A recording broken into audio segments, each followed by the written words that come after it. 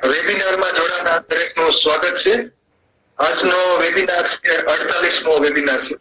આજના વેબિનારનો વિષય છે ગર્ભ સંસ્કાર.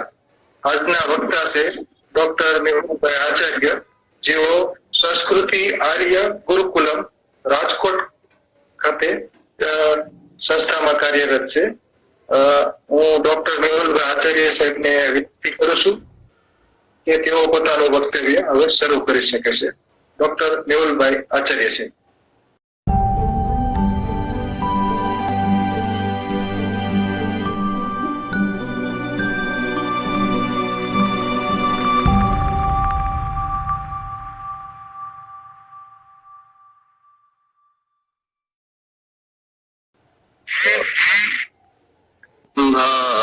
જીવકાચાર્ય મધ્યમામ દાતાર ગુરુ પર્યંતામ અસ્મદ ગુરુ પરંપરામ. આજનો વિષય આપણો ગર્ભ સંસ્કાર વિષયનો છે. મિતલિયા સાહેબે જેવી રીતે વાત કરી કે સૌથી પહેલા મનુષ્ય જીવનમાં જો કોઈએ ઊંડાઈથી વિચાર કર્યો હોય તો એ હતા વૈજ્ઞાનિકો, આપણા ઋષિ મુનિઓ, કે જેને જીવન પહેલાના જીવન વિશે કંઈક વિચાર કર્યો. જીવન પહેલાના બે સ્ટેપ, એટલે એક તો જ્યારે બર્થ આવે છે એ પહેલા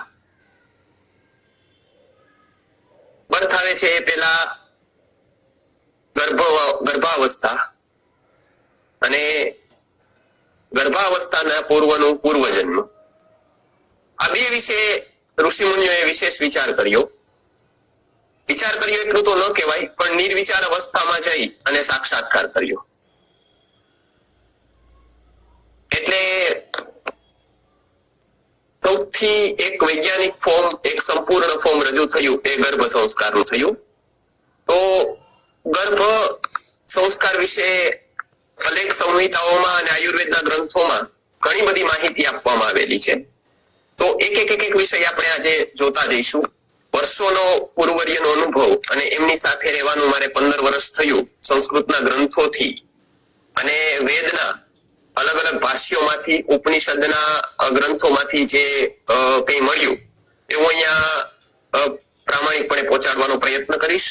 આ કોઈ અમારું કોમર્શિયલ એવું કંઈ નથી કે, પણ આ એક દિવ્ય આત્મા અવતરણનું અભિયાન છે ગુરુજીનું, કે જે આયુર્વેદની દ્રષ્ટિથી ગર્ભ સંસ્કાર વિશે કા વેદોની દ્રષ્ટિથી ગર્ભ વિશે શું કહેવાયું છે, જો એનું મહત્વ ધ્યાનમાં આવે તો વ્યક્તિ વધારે અવેર થાય, વ્યક્તિ જાગૃત થાય અને આવનારી પેઢી સંપૂર્ણ રીતે સ્વસ્થ બને એ માટે આપણે પ્રયત્ન કરીએ છીએ ગર્ભ સંસ્કાર માટેનો. તો સ્લાઇડમાં હું એક બતાવતો જઈશ. તો સૌથી પહેલા આપણે પ્રાર્થના કરી ભગવાન ધન્વંતરીને. હવે છે એ ગર્ભ લક્ષણ, એટલે કે ગર્ભ શું છે અને ગર્ભ પડે છે એના પૂર્વની ચર્યા શું છે એના વિશે થોડી વાત પહેલા જોઈએ. સૌથી પહેલા ગર્ભ યુરોપ કન્ટ્રીઝમાં અને બીજી બધી જગ્યાએ એવું કહેવાતું હતું કે ગર્ભ જ્યારે બહાર આવે ત્યારે જ ગર્ભને ગણવાની શરૂઆત કરવાની. એટલે કે 5 મહિને 6 મહિને જ્યારે ઉદર બહાર નીકળે, પેટ બહાર નીકળે ત્યારે એને શરૂઆત કરવાની, એને ગણવાની, અને 4 મહિના ગર્ભના ગણવામાં આવતા હતા. એનાથી વધારે પાછળ ગયા તો 5મા મહિનેથી એવી રીતે ગણવાની શરૂઆત થઈ. કોક જગ્યાએ 6થા મહિનેથી ગર્ભાવસ્થા 6 મહિનાની એવી રીતે ગણવાની શરૂઆત થઈ. એવી રીતે અલગ અલગ દેશોમાં ગર્ભનો કાળ અલગ અલગ માનવામાં આવતો. મેન્સિસ બંધ થઈ જાય એ પછી ખબર પડતી હતી કે અચ્છા આ પ્રકારે ગર્ભ છે, પણ એક્ઝેક્ટ એના કેટલા દિવસ પછી ગર્ભને ગણવો એ કોઈ એક વ્યવસ્થિત રૂપે ઢાંચો ક્યાંય આખા વિશ્વમાં નહોતો. ત્યારે એ હજારો વર્ષ પહેલા ઋષિ મુનિઓએ ગર્ભ રહે અત્યારે પણ એલોપેથી સાયન્સ વધ્યું આગળ, તો એલએમપી પ્રકારે એ લોકો જે લાસ્ટ જે મેન્સિસની ડેટ હોય એ પ્રકારે ગણતરી કરીને કરતા હોય છે. તો અત્યારે આપણે એ જોઈએ કે ઋષિ મુનિઓએ ત્યાં સુધી કહ્યું છે કે ગર્ભ રહે એ જ સેકન્ડે, એ જ ક્ષણે એવા લક્ષણો શરીરમાં ઉત્પન્ન થાય છે કે એનાથી ખબર પડે છે જાગૃત વ્યક્તિને કે ગર્ભાધાન થયું છે.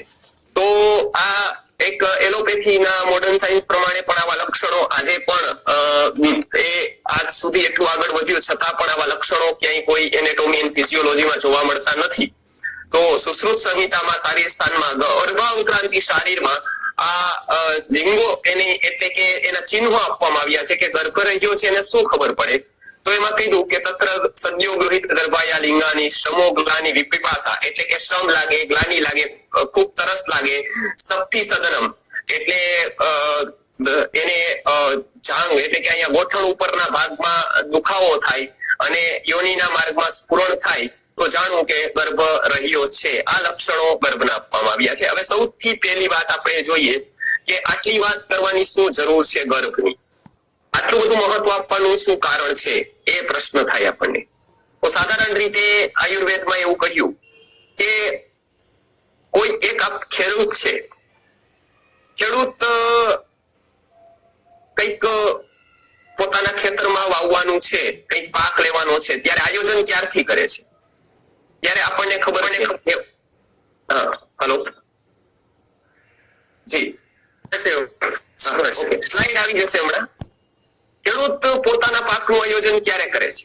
તો 4 મહિના પહેલા, 3 મહિના પહેલા એ આયોજન કરે છે કે મારે ઘઉં વાવવા છે, બાજરો વાવવો છે. એ પ્રકારે ખેતર પેલા ખેડીને તડકામાં તપાવે છે અને પછી એમાં કઈ પ્રકારની વાવણી કરવી, ક્યાંથી બીજો લાવવા, આ પ્રકારનું આયોજન. કોઈ એક સામાન્ય એવો પાક લેવો છે ઘઉંનો, બાજરાનો, કે જેની લાઈફ કદાચ 1 વર્ષ, 2 વર્ષ, 5 વર્ષ કે 10 વર્ષ છે, તો એના માટે એ આટલું મોટું આયોજન કરે છે 4-6 મહિનાનું. એટલે કે એની લાઈફ છે એના કરતા 10મા ભાગનો કે લગભગ અડધા ભાગનો ટાઈમ એ આયોજનમાં આપે છે. બીજી વસ્તુ જોઈએ કે એક કપડાની ફેક્ટરી છે, એમાં 500 લોકો, 100 લોકો, 200 લોકો, 500 લોકો, 1000 લોકો કામ કરે છે. આ બધું બ્રેઇન, એમાં બ્રેઇન હોય છે 10%, તો 20, 25, 30 લોકો એવું પ્લાન કરે છે કે આ પ્રોડક્ટ કેવી રીતે સારામાં સારી આવે. બધી જ પ્રોડક્ટમાં આપ જોઈ શકશો કે બધા જ બ્રેઇન કામ કરે છે. આજે કોમ્પ્યુટર લેટેસ્ટ આવે છે અને એમાં આપણને ખબર છે નવા નવા ફીચર્સ આવે છે, મોબાઈલમાં ફીચર્સ આવે છે. તો એક બ્રેઇન એવું કામ કરે છે કે એ સારામાં સારા ફીચર્સ વાળો મોબાઈલ એન્ડ યુઝર સુધી કેમ પહોંચે, સારામાં સારી વસ્તુ કેમ પહોંચે. પરંતુ દુઃખની વાત છે આજે બધા સાધનોની કિંમત વધી ગઈ છે પરંતુ મનુષ્યની કિંમત આજ ખૂબ ઘટી ગઈ છે.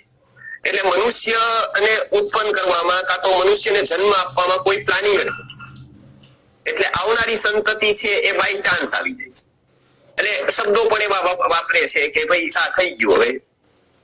એટલે એ પોતે મનુષ્યએ પોતાની કિંમત ઘટાડી દીધી છે. જો બીજના માટે 4 મહિનાનું આયોજન હોય, જો કોઈ પ્રોડક્ટ માટે 6 મહિનાનું, વર્ષનું આયોજન હોય, તો મનુષ્ય માટે કેટલું આયોજન હોવું જોઈએ? તો આયુર્વેદ એ કહે છે કે કોઈ પણ સંતતિ છે એ ત્યારે જ રાષ્ટ્રને ઉપકારી છે, ત્યારે જ એ પોતાની રીતે કિંમતી છે, મૂલ્યવાન છે, જ્યારે એ બાય ચોઈસ હોય, બાય ચાન્સ નહીં. એટલે આયોજન સૌથી પહેલા આયુર્વેદે વાત કરી કે જે બાય ચાન્સ આવી જાય છે એ પશુ તુલ્ય સંતતિ છે અને બાય ચોઈસ આવે છે અથવા તો આવી રીતે પ્લાનિંગથી લેવાય છે એ વ્યક્તિને પંચકોશના વિકાસની રીતે એ ખૂબ આગળ વધી શકે છે. એટલે આયુર્વેદે અહીંયા સંપૂર્ણ મનુષ્યનો વિકાસ ધ્યાનમાં રાખી અને આ વાત બધી કરવાની છે. એટલે અનેક પ્રકારના નિયમો, અનેક પ્રકારના ઔષધોનો પ્રયોગ, અનેક પ્રકારના મંત્રોનો પ્રયોગ ત્યારે કરવામાં આવ્યો છે. આજ પણ વિશ્વમાં કોઈ પણ એવી પદ્ધતિ નથી કે જે આયુર્વેદના આ સાયન્સ પાસે કમસે કમ ગર્ભ વિજ્ઞાનમાં આગળ વધી ગયું. એટલે ગર્ભનો વિકાસ સૌથી પહેલા ઋષિ મુનિઓએ કર્યો. એ જ સંશોધન આજે સુશ્રુતનું અંતિમ ગણાય છે. કોઈ પણ પ્રકારના સાયન્સમાં, ચાહે હોમિયોપેથી હોય, ચાહે એલોપેથી હોય, ચાહે બીજા કોઈ પણ પ્રકારની પથ્થી હોય, તો આયુર્વેદનું સાયન્સ આજે પણ એટલું જ પ્રસ્તુત છે. અને સૌથી સારી રીતે પ્રસ્તુત એટલે છે કેમ કે મોડર્ન સાયન્સે જે પણ શોધો કરેલી છે, આગળ જતા જે પણ કઈ કહેલું છે એ આયુર્વેદને ગ્રંથોનો બાદ નથી થતો. એમાં ઉલટાનો આયુર્વેદના ગ્રંથો વધારે ને વધારે પ્રમાણિત સિદ્ધ થતા જાય છે. કેવી રીતે આપણે આગળ જોઈશું એમકા. હવે સૌથી પહેલી વાત આપણે જોઈએ તો સ્લાઇડમાં આપણે જોયું હતું કે ગર્ભાવસ્થાનું આ મહત્વ છે. એટલે ગર્ભ રહ્યાના લક્ષણો સૌથી પહેલા જે સાયન્સે બતાવ્યા, કે જે સૌથી પહેલા અને સૌથી છેલ્લા બતાવ્યા. એ પછી એક પણ સાયન્સે આ લક્ષણો નથી બતાવ્યા. અત્યારે જે મોડર્નમાં એલએમપી ચાલે છે કે લાસ્ટ જે મેન્સિસ આવે છે ને એનાથી એ ડેટની ગણતરી થાય છે, એનાથી એક અંદાજ આવે છે. 10-15 દિવસ આગા પાછળ એક અંદાજ આવે છે. પણ તરત ગર્ભ રહ્યાના લક્ષણો માત્ર એક સાયન્સે બતાવ્યા, એ આયુર્વેદે કહ્યું છે અને એ 100% શાસ્ત્રીય છે, 100% સિદ્ધ છે. હવે બીજી વાત કરીએ કે આયુર્વેદ એવું કહે છે કે જ્યારે બાળક જન્મ લે છે, ગર્ભ બંધાય છે, અમુક વસ્તુ ત્યારે જ શક્ય બને છે. અમુક લોકો કહેતા હોય કે અત્યારે ટાઈમ નથી, પણ પછી આવ્યા બાળક જન્મે પછી કરી દઈશું. તો અમુક લોકો વસ્તુનું મિશ્રણ આપણે પાક બનાવતા હોય, ઔષધિ બનાવતા હોય ત્યારે ખબર છે કે અમુક મિશ્રણ અમુક સમયે જ થાય. જેમ કે આપણે બધા ઘરે શાક બનાવતા હોય અને શાક બનાવતા હોય ને શાકને બની ગયું ને ભૂલાઈ ગયું કે મીઠું નથી નાખ્યું, તો તરત જ પુરુષ જ્યારે જમવા આવે છે ને એને જમાડે છે, પછી એ કહે છે મોઢું બગાડીને કે મીઠું તો નથી.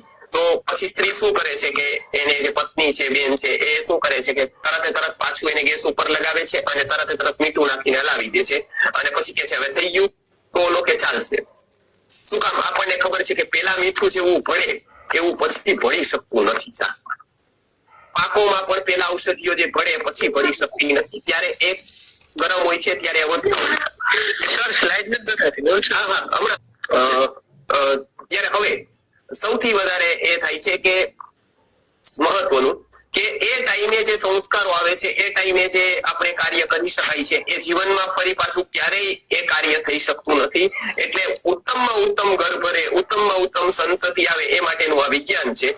અને એક સારી સંતતિ આવે તો એનાથી આખી ચેઇન શરૂ થાય છે, એનાથી આખી પરંપરા શરૂ થાય છે, એ શરૂ રહે છે. અને એક ખરાબ વ્યક્તિ આવે તો એની ચેઇન શરૂ થાય છે. એટલે સૌથી મોટી સમાજ સેવા આયુર્વેદની દ્રષ્ટિએ એ થાય કે ગર્ભ વિજ્ઞાનથી સારી સંતતિનો જન્મ થવો. કેમ કે જે પણ વસ્તુ થાય છે એ આજનું સાયન્સ પણ કે છે, સિગમન્ડ ફ્રોઈડ પણ જણાવે છે સાયકોલોજીમાં કે વ્યક્તિ જન્મ પછી એનું શિક્ષણ બહુ ઓછું થઈ શકતું હોય છે.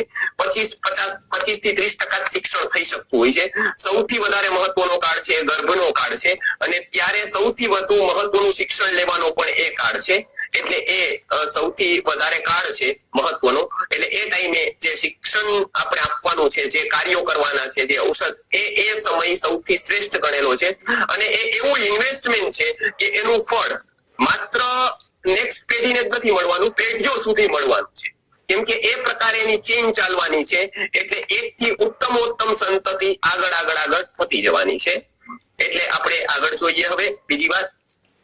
તો સૌથી મહત્વની આ વાત કરી કે આ ગર્ભનું લક્ષણ કહ્યું, અને એ સંતતિ પેઢીઓ સુધીનું આ એક કાર્ય છે, એટલે એનો વિચાર પણ એટલો જ સૂક્ષ્મ છે. બીજી વાત હવે આગળ વધીએ કે ગર્ભને ઉત્તમ રાખવો હોય તો 4 કારણો ગર્ભ માટેના છે. જેવી રીતે આપણે ઉત્તમ કોઈ પાક લેવો હોય તો આપણે 4 જોઈએ છીએ.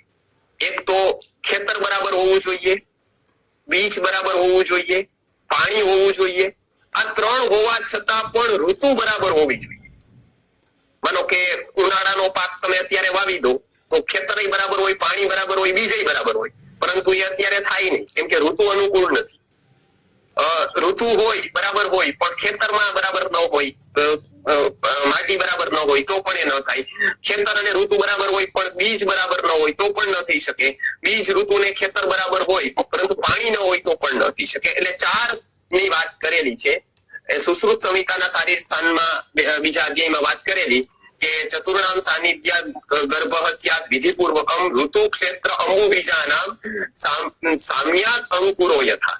કે આ વસ્તુ અંકુર ઉત્પત્તિ કરવા માટે જેવી રીતે 4 ની જરૂર છે, એવી જ રીતે ક્ષેત્ર, ઋતુ, અંબુ અને બીજ. અહીંના ઉદાહરણ તરીકે લઈએ તો ક્ષેત્ર એટલે કે ખેતર એ સ્ત્રીનું શરીર ગણ્યું છે, બીજ એટલે પુરુષનું વિત્ય ગણેલું છે, ઋતુ એટલે અનુકૂળ કાળ કહ્યો છે એનો, અને પછી પાણી એટલે કે અલગ અલગ ક્રિયાઓ અને ઔષધો અને આહારો એ અહીંયા પાણીના રીતે લીધેલા છે. તો આ 4 પ્રકારે આ વર્ણન કરેલું છે. આ 4 બરાબર થાય તો જ ઉત્તમ ગર્ભની પ્રાપ્તિ, ઉત્તમ ગર્ભનું નિર્માણ થઈ શકે. એટલે આ 4 વસ્તુ યાદ રાખવાની છે. હવે એક જોતા જઈએ આપણે. સૌથી વધારે મહત્વનું છે કે ક્ષેત્ર એટલે કે ખેતર. તો સ્ત્રીને કોઈ પ્રકારના રોગો ન હોય, ખાસ કરીને કેટલાક સામાન્ય રોગો હોય, પરંતુ કેટલીક અવસ્થામાં ગર્ભનો નિષેધ આપવામાં આવ્યો છે, કહેવામાં આવ્યો છે. જેવી રીતે પાઇલ્સ છે, એટલે જેને હરસ છે એને પેલા મટાડવા અને પછી જ ગર્ભધારણ કરવું. ડાયાબિટીસ છે, અથવા તો આવા જેટલા પણ રોગો છે એનું વર્ણન આપવામાં આવ્યું છે. કુષ્ઠ છે, તો એ રોગોની સારવાર કરવી અને પછી જ ગર્ભાધાન માટેનો પ્રયત્ન કરવો. કેમ કે સારી સંતતિ આપણે આપી ન શકીએ તો કાંઈ નહીં, ઉત્તમ સંતતિ ના આપી શકીએ તો કઈ નહીં, પરંતુ રોગી સંતતિ સમાજમાં ન આવે કાં તો ન આપે એટલે સંયમ રાખી અને પછી પ્લાનિંગ કરવાનો એવું આયુર્વેદની વાત કરેલી છે. બીજી વસ્તુ ક્ષેત્ર શુદ્ધિ માટે આયુર્વેદમાં પંચકર્મની વાત કરેલી છે કે પંચકર્મ કરવું એમાં સૌથી વધારે મહત્વનું છે. પંચકર્મના જાણકાર ઘણા લોકો અહીંયા છે, વૈદ્યો ઘણા છે મારા મિત્રો. તેમાં બસ્તી મુખ્યતાથી અર્ધ ચિકિત્સા ગણેલી છે. વમન વિરેચન, જે દોષોનું પ્રાબલ્ય હોય એ દોષો માટે આ વાત કરેલી છે કે જે દોષોનું પ્રાબલ્ય હશે એ દોષો માટે આ શુદ્ધિ માટે ક્ષેત્ર શુદ્ધિ વાત કરેલી છે. હવે વાત આવેલી છે કે બીજની. તો આમ તો આપણે બીજ બહારથી લઈ આવીએ છીએ, જે આપણા જે ધાન્યોના બીજ આવે છે. અહીંયા બીજ એટલે શુક્ર છે. તો શુક્ર બલવાન કરવાની, શુક્ર શોધન કરવાની, શુક્રને સારું કરવાની, આપણે આજના સ્પર્મ કાઉન્ટ જેને કહીએ છીએ વધારવાની, અથવા તો વાજીકરણ ઔષધિઓ જેને કહેવામાં આવે છે એવી આયુર્વેદમાં બતાવેલી છે કે જે બીજને માત્ર એવું પ્રબલ જ નથી કરવાનું, મજબૂત નથી કરવાનું, પરંતુ સાથે એને ઉત્તમ પવિત્રનું વાહક કરવાનું છે. અને કે જે બીજ છે એ ઉત્તમ પ્રકારનું હોય, માત્ર ફિઝિકલી નહીં પરંતુ જે બ્લુ પ્રિન્ટ આવે છે એ મેન્ટલી પણ અથવા તો સ્પિરિચ્યુઅલી પણ એ ઉત્તમ આત્માને જન્મ આપવામાં સફળ બને આવી રીતનું બીજ ની વાત કરેલી છે. અંબુ એટલે આહાર વિહાર, જેની આપણે વાતચીત કરશું કે પાણી કેવું હોવું જોઈએ. એટલે અહીંયા પાણી એકમાત્ર નથી, પરંતુ અહીંયા આહાર કેવો લેવાનો, વિહાર કેવો કરવાનો, પાણી કેવું પીવાનું, ક્યારે કેટલા પ્રમાણમાં પીવાનું, માત્રાશીથી અધ્યાય છે એમાં કેટલા પ્રમાણમાં કયો આહાર લેવાનો, અને માંસાનું માંસ પણ કયો આહાર લેવાનો એની વાત કરેલી છે. એટલે આપણે એક એક વાત જોતા જશું કે ઉત્તમ સંતતિ માટે આ ચારે ચાર જો ભેગા થાય તો ઉત્તમ સંતતિનું નિર્માણ કરે છે. આવો ઋષિઓનો હજારો વર્ષનો અનુભવ છે. એટલે આ એક આપણે વાત જોઈ કે આ ચાર સંતતિના કારણો છે, અને આ ચારે ચાર કારણો જો ભેગા થાય, ઉત્તમ થાય, જેટલા ઉત્તમ આ ચાર હશે એટલી ઉત્તમ સંતતિ હશે. આગળ હવે એવું કહ્યું કે તો કાળ આપણે જોઈએ કે ઋતુ સૌથી પહેલી શબ્દ આવ્યો તો ઋતુ કહ્યું. તો ઋતુ કેટલું? ઋતુ એટલે શું? તો કે ઋતુ કાળ આપણે ત્યાં ગણાય છે. એટલે એમાં સારી સ્થાનમાં ગર્ભાવક્રાંતિ શરીરમાં કીધું કે ઋતુસ્તુ દ્વાદશ રાત્રમ ભવતી દૃષ્ટાર્તવ અદૃષ્ટાર્તવ અપી અસ્તિ એકે ભાષંતે. કેટલાક લોકોનો મત અહીંયા સુશ્રુત મુનિએ લીધો છે. ખાસ કરીને આના ઉપર દલહણાચાર્યની ટીકા છે, અને એમાં એવો અર્થ કરવામાં આવ્યો છે કે ઋતુ એટલે કે સાધારણ રીતે સ્ત્રીનું મેન્સિસ છે એ ચંદ્રની જે નક્ષત્ર વાઇઝ એની ક્લોક છે, ચંદ્રનો ભભોગ કાળ છે. એટલે કે એક નક્ષત્ર ઉપરથી ચંદ્ર જાય છે તો 27 નક્ષત્રો છે, અને એક નક્ષત્રમાં ચંદ્ર 27 દિવસે આવે છે અથવા 28 દિવસે આવે છે. તો એ જ સમયે સ્ત્રીને રજસ્રાવ થાય છે, એ જ સમયે મેન્સિસ થાય છે. મેન્સિસમાં આવે છે લગભગ 28 દિવસે. હવે એ 3 દિવસ સુધી એનો સ્રાવ થાય છે. એટલે સાધારણ રીતે 3 દિવસ ગણેલા છે. એમાં વધતા ઓછા કોઈને પ્રોબ્લેમ છે, કોઈની પ્રકૃતિ એવી છે તો 4 દિવસ પણ હોઈ શકે, કોઈને 2 દિવસ, 2.5 દિવસ હોઈ શકે, પરંતુ સાધારણ રીતે 3 દિવસ કર્યો છે. ચોથા દિવસે સ્નાતા છે, એટલે કે ઋતુ સ્નાતા એને ગણવામાં આવેલી છે.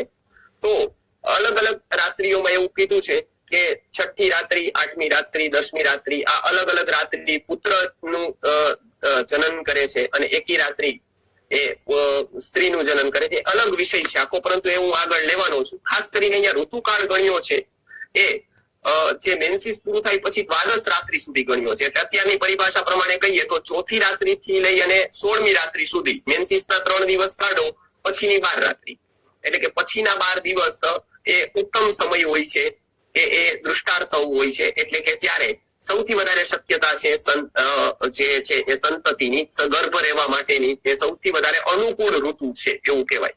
એટલે અનુકૂળ ઋતુની અહીંયા વાત કરેલી છે.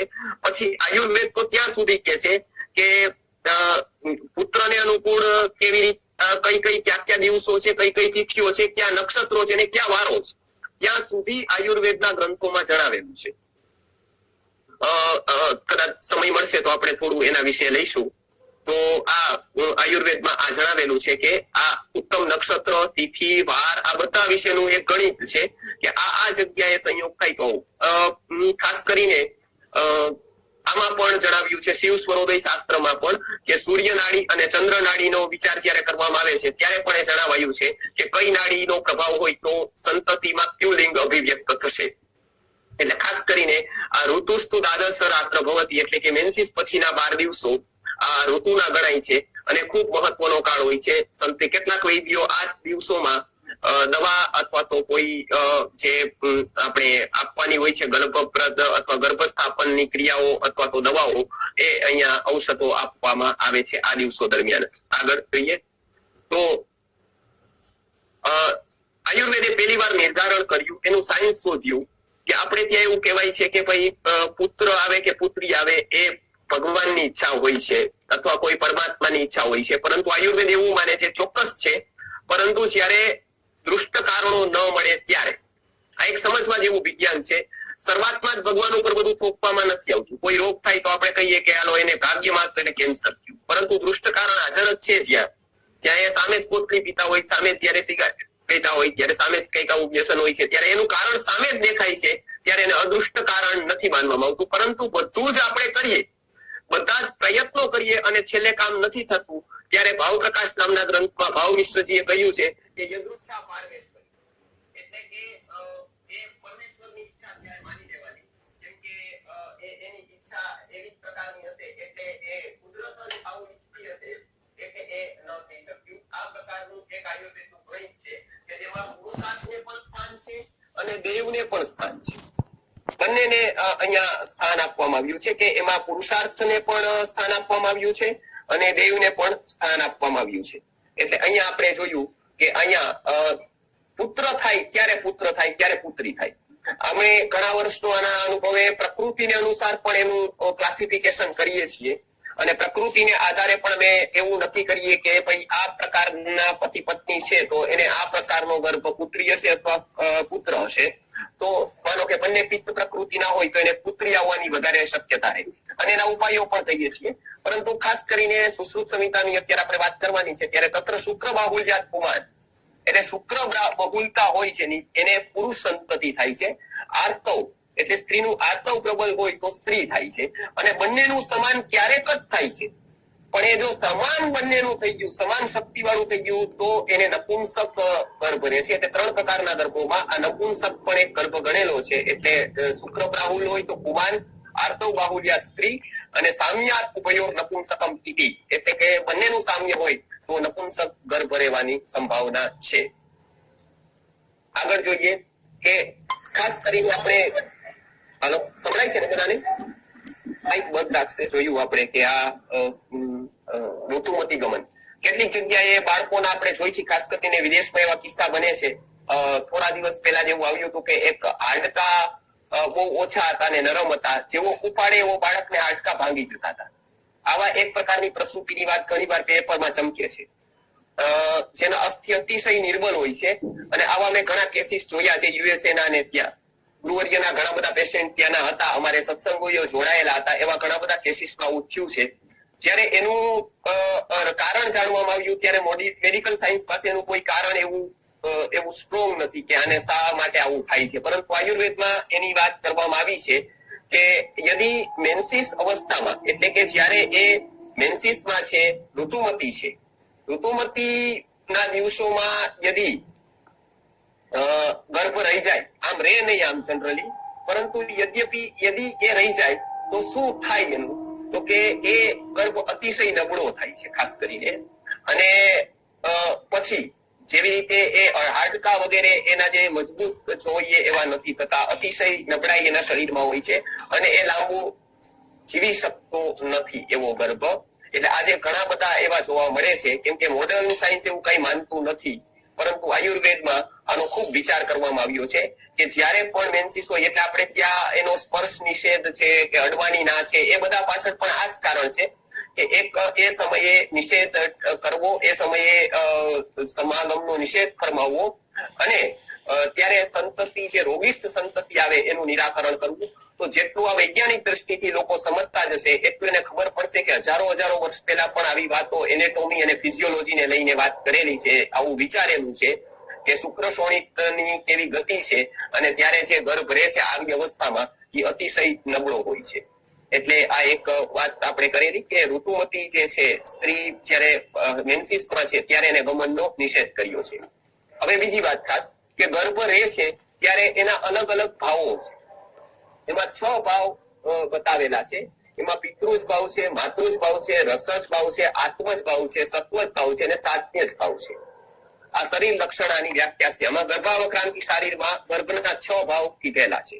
શું છે એનો અર્થ ચાલો જોતા જઈશું થોડું. હવે ગર્ભમાં જે વાળ આવે છે અથવા જો પુરુષ હોય તો સ્મશ્રુ એટલે કે દાઢી આવે છે, લોમ એટલે કે આપણે જે રૂવાટી આવે છે, અસ્થિ એટલે હાડકા આવે છે, નખ આવે છે, દાંત આવે છે, શીરા આવે છે, સ્નાયુ આવે છે, ધમની આવે છે. આ જેટલું પણ આવે છે એ સ્થિર ગણાય છે. આનું લક્ષણ છે એક જગ્યાએ રહેવા વાળું સ્થિર છે એટલે એ પિતાથી આવે છે. એનું જે પ્રદાન થાય છે પિતા તરફથી પ્રદાન થાય છે. માતા તરફથી શું થાય છે આ વિચારો. આજે હજારો વર્ષ પહેલા ક્લાસિફિકેશન કર્યું છે. આજે મોડર્ન સાયન્સમાં આવી પંક્તિઓ જોવા મળતી નથી, કેમ કે હું ઘણીવાર એ પ્રકારની બુકો વાંચતો હોઉં છું બહારથી મંગાવીને પણ. અને આ પ્રકારનું અમે કામ પણ કરીએ છીએ રિસર્ચનું, કે બહાર આ ગર્ભ અવસ્થામાં શું એ લોકો અત્યારે એના ઉપરના રિસર્ચ કરે છે, લાઈક જર્મનીમાં, યુએસએમાં. તો આવું એનું ક્લાસિફિકેશન નથી કે કોનાથી શું પ્રાપ્ત થાય છે. સુશ્રુત સંહિતામાં આ બહુ વર્ષો, હજારો વર્ષ પહેલા ક્લાસિફિકેશન કરવામાં આવ્યું છે કે ગર્ભને જો કેસ છે, દાઢી છે, વાળ છે, અસ્થિ એટલે કે હાડકા છે, નખ છે, દાંત છે, શીરા છે, સ્નાયુ, ધમની આ બધું પિતાનું પ્રદાન છે, પિતા તરફથી આવે છે. એટલે એની મોસ્ટલી એની જે મોટા ભાગે એનું જે સામ્ય છે પિતાની સાથે હોય છે. માંસ છે, શોણિત છે, મેદ છે, મજ્જા છે, પ્લીહા છે, આંત્ર છે, ગુદા છે, આ બધી મૃદુ અવયવો આ જે ગણાય છે. યકૃત છે એટલે કે હૃદય છે. આ બધા છે એ માતૃજ એટલે કે માતા તરફથી આવે છે. હવે રસ, શરીરમાં જે પ્રકારનો રસ છે એ પ્રકારનો જે પ્રકારનું સ્ટ્રક્ચર છે, જે એમને બેનું બળ છે, તો એનાથી સ્થિતિ હાનિ રસજાની એટલે કે વર્ણ એનો બ્લેક થાય છે, સફેદ થાય છે, કાળો થાય છે, કેવો થાય છે, એ રસને આધારે છે.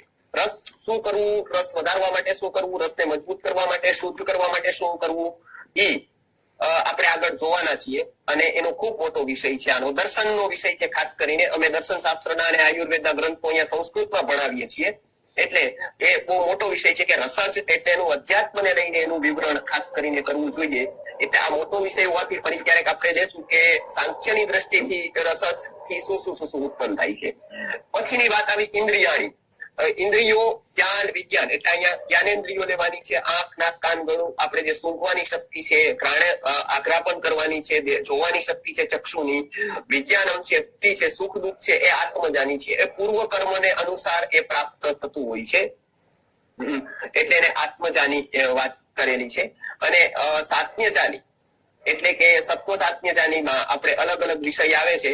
એમાં મેધા ખાસ કરીને બલ, વર્ણ, આ સાત્મ્ય જેવી રીતે એનું અનુકૂળ વાતાવરણ હોય અને એમાં જેવી રીતે રહે એવી જ રીતનું એનું આરોગ્ય આખા જીવન પર રહે છે. ખાસ કરીને પ્રકૃતિનું નિર્ધારણ જે થઈ ગયું હોય છે એ પ્રકૃતિ છેક સુધી રહે છે. તો આ 6 વસ્તુ કીધી: પિતૃજ, માતૃજ, રસજ, આત્મજ, સત્વજ અને સાત્મ્ય છે. સત્વજ સાત્મ્યમાં એ ફરક છે કે સત્વમાં ઘણી ઉચ્ચ પ્રકારની જે પ્રજ્ઞા આવે છે, ઉચ્ચ પ્રકારની જે બુદ્ધિ આવે છે, એ સત્વથી પ્રાપ્ત થાય છે. અને બલ અને વર્ણ છે, મેધા છે, એ સાત્મ્યથી પ્રાપ્ત થતી હોય છે. એમાં સૂક્ષ્મ ફરક કરેલો છે. હવે આ આપણે જોઈએ કે સત્વથી અને સાત્મ્યથી કેટલી વસ્તુઓ માઇક્રો લેવલ ઉપર એ ડિફાઇન થાય છે અને એનાથી આ બધી વસ્તુ પ્રાપ્ત થાય છે. તે આ ગર્ભના 6 ભાવ ખાસ કરીને વાત કરેલી છે કે આ 6 ભાવ ગર્ભ અલગ અલગ જગ્યાએથી આઉટસોર્સ કરે છે. આપણે જોયું કે કેટલુંક પિતા તરફથી લે છે, કેટલુંક માતા તરફથી લે છે, કેટલુંક માતામાં જે રસ જાય છે એમાંથી લે છે, કેટલુંક પૂર્વજન્મથી લઈને આવે છે. હવે વિચાર કરીએ આપણે આપણી શિક્ષણ પદ્ધતિમાં જે અત્યારે સ્કૂલિંગ ભણાવાય છે ત્યાં પૂર્વજન્મ એ જેને ડ્રાફ્ટિંગ કર્યું એના ધ્યાનમાં પૂર્વજન્મ નથી કોઈ. એટલે એની શરૂઆત અત્યારે આપણે જોઈએ છીએ કે પૂર્વજન્મ પુનર્જન્મ એમાં વર્ડ નથી આવતા તો શંકાની નજરે જોવાય છે.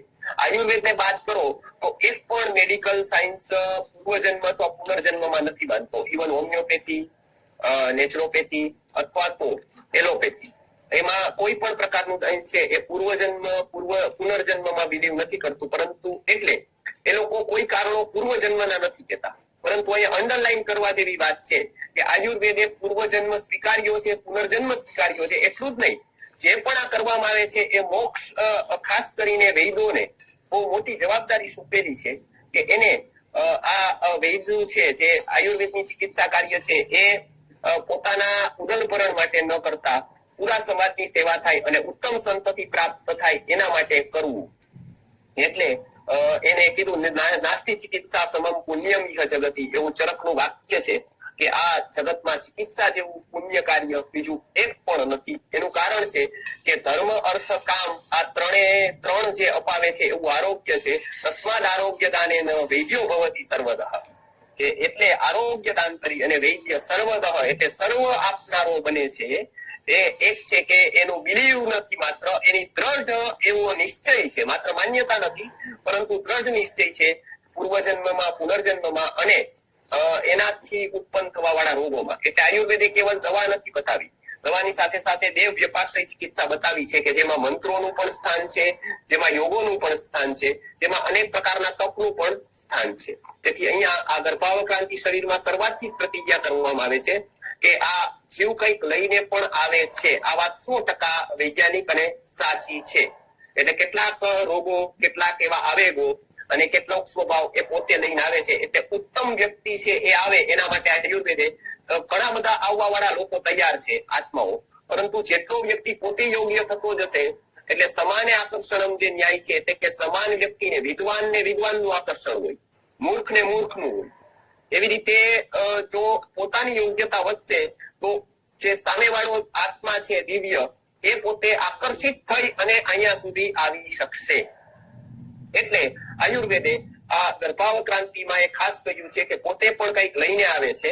એટલે એવા આત્માઓ પણ આવે છે, એ કંઈક પોતાની રીતે લઈને આવતા હોય છે. શું શું લઈને આવે એનું વિવરણ આયુર્વેદમાં કહેલું છે. તો આ આપણે જોયું ગર્ભના 6 ભાવો.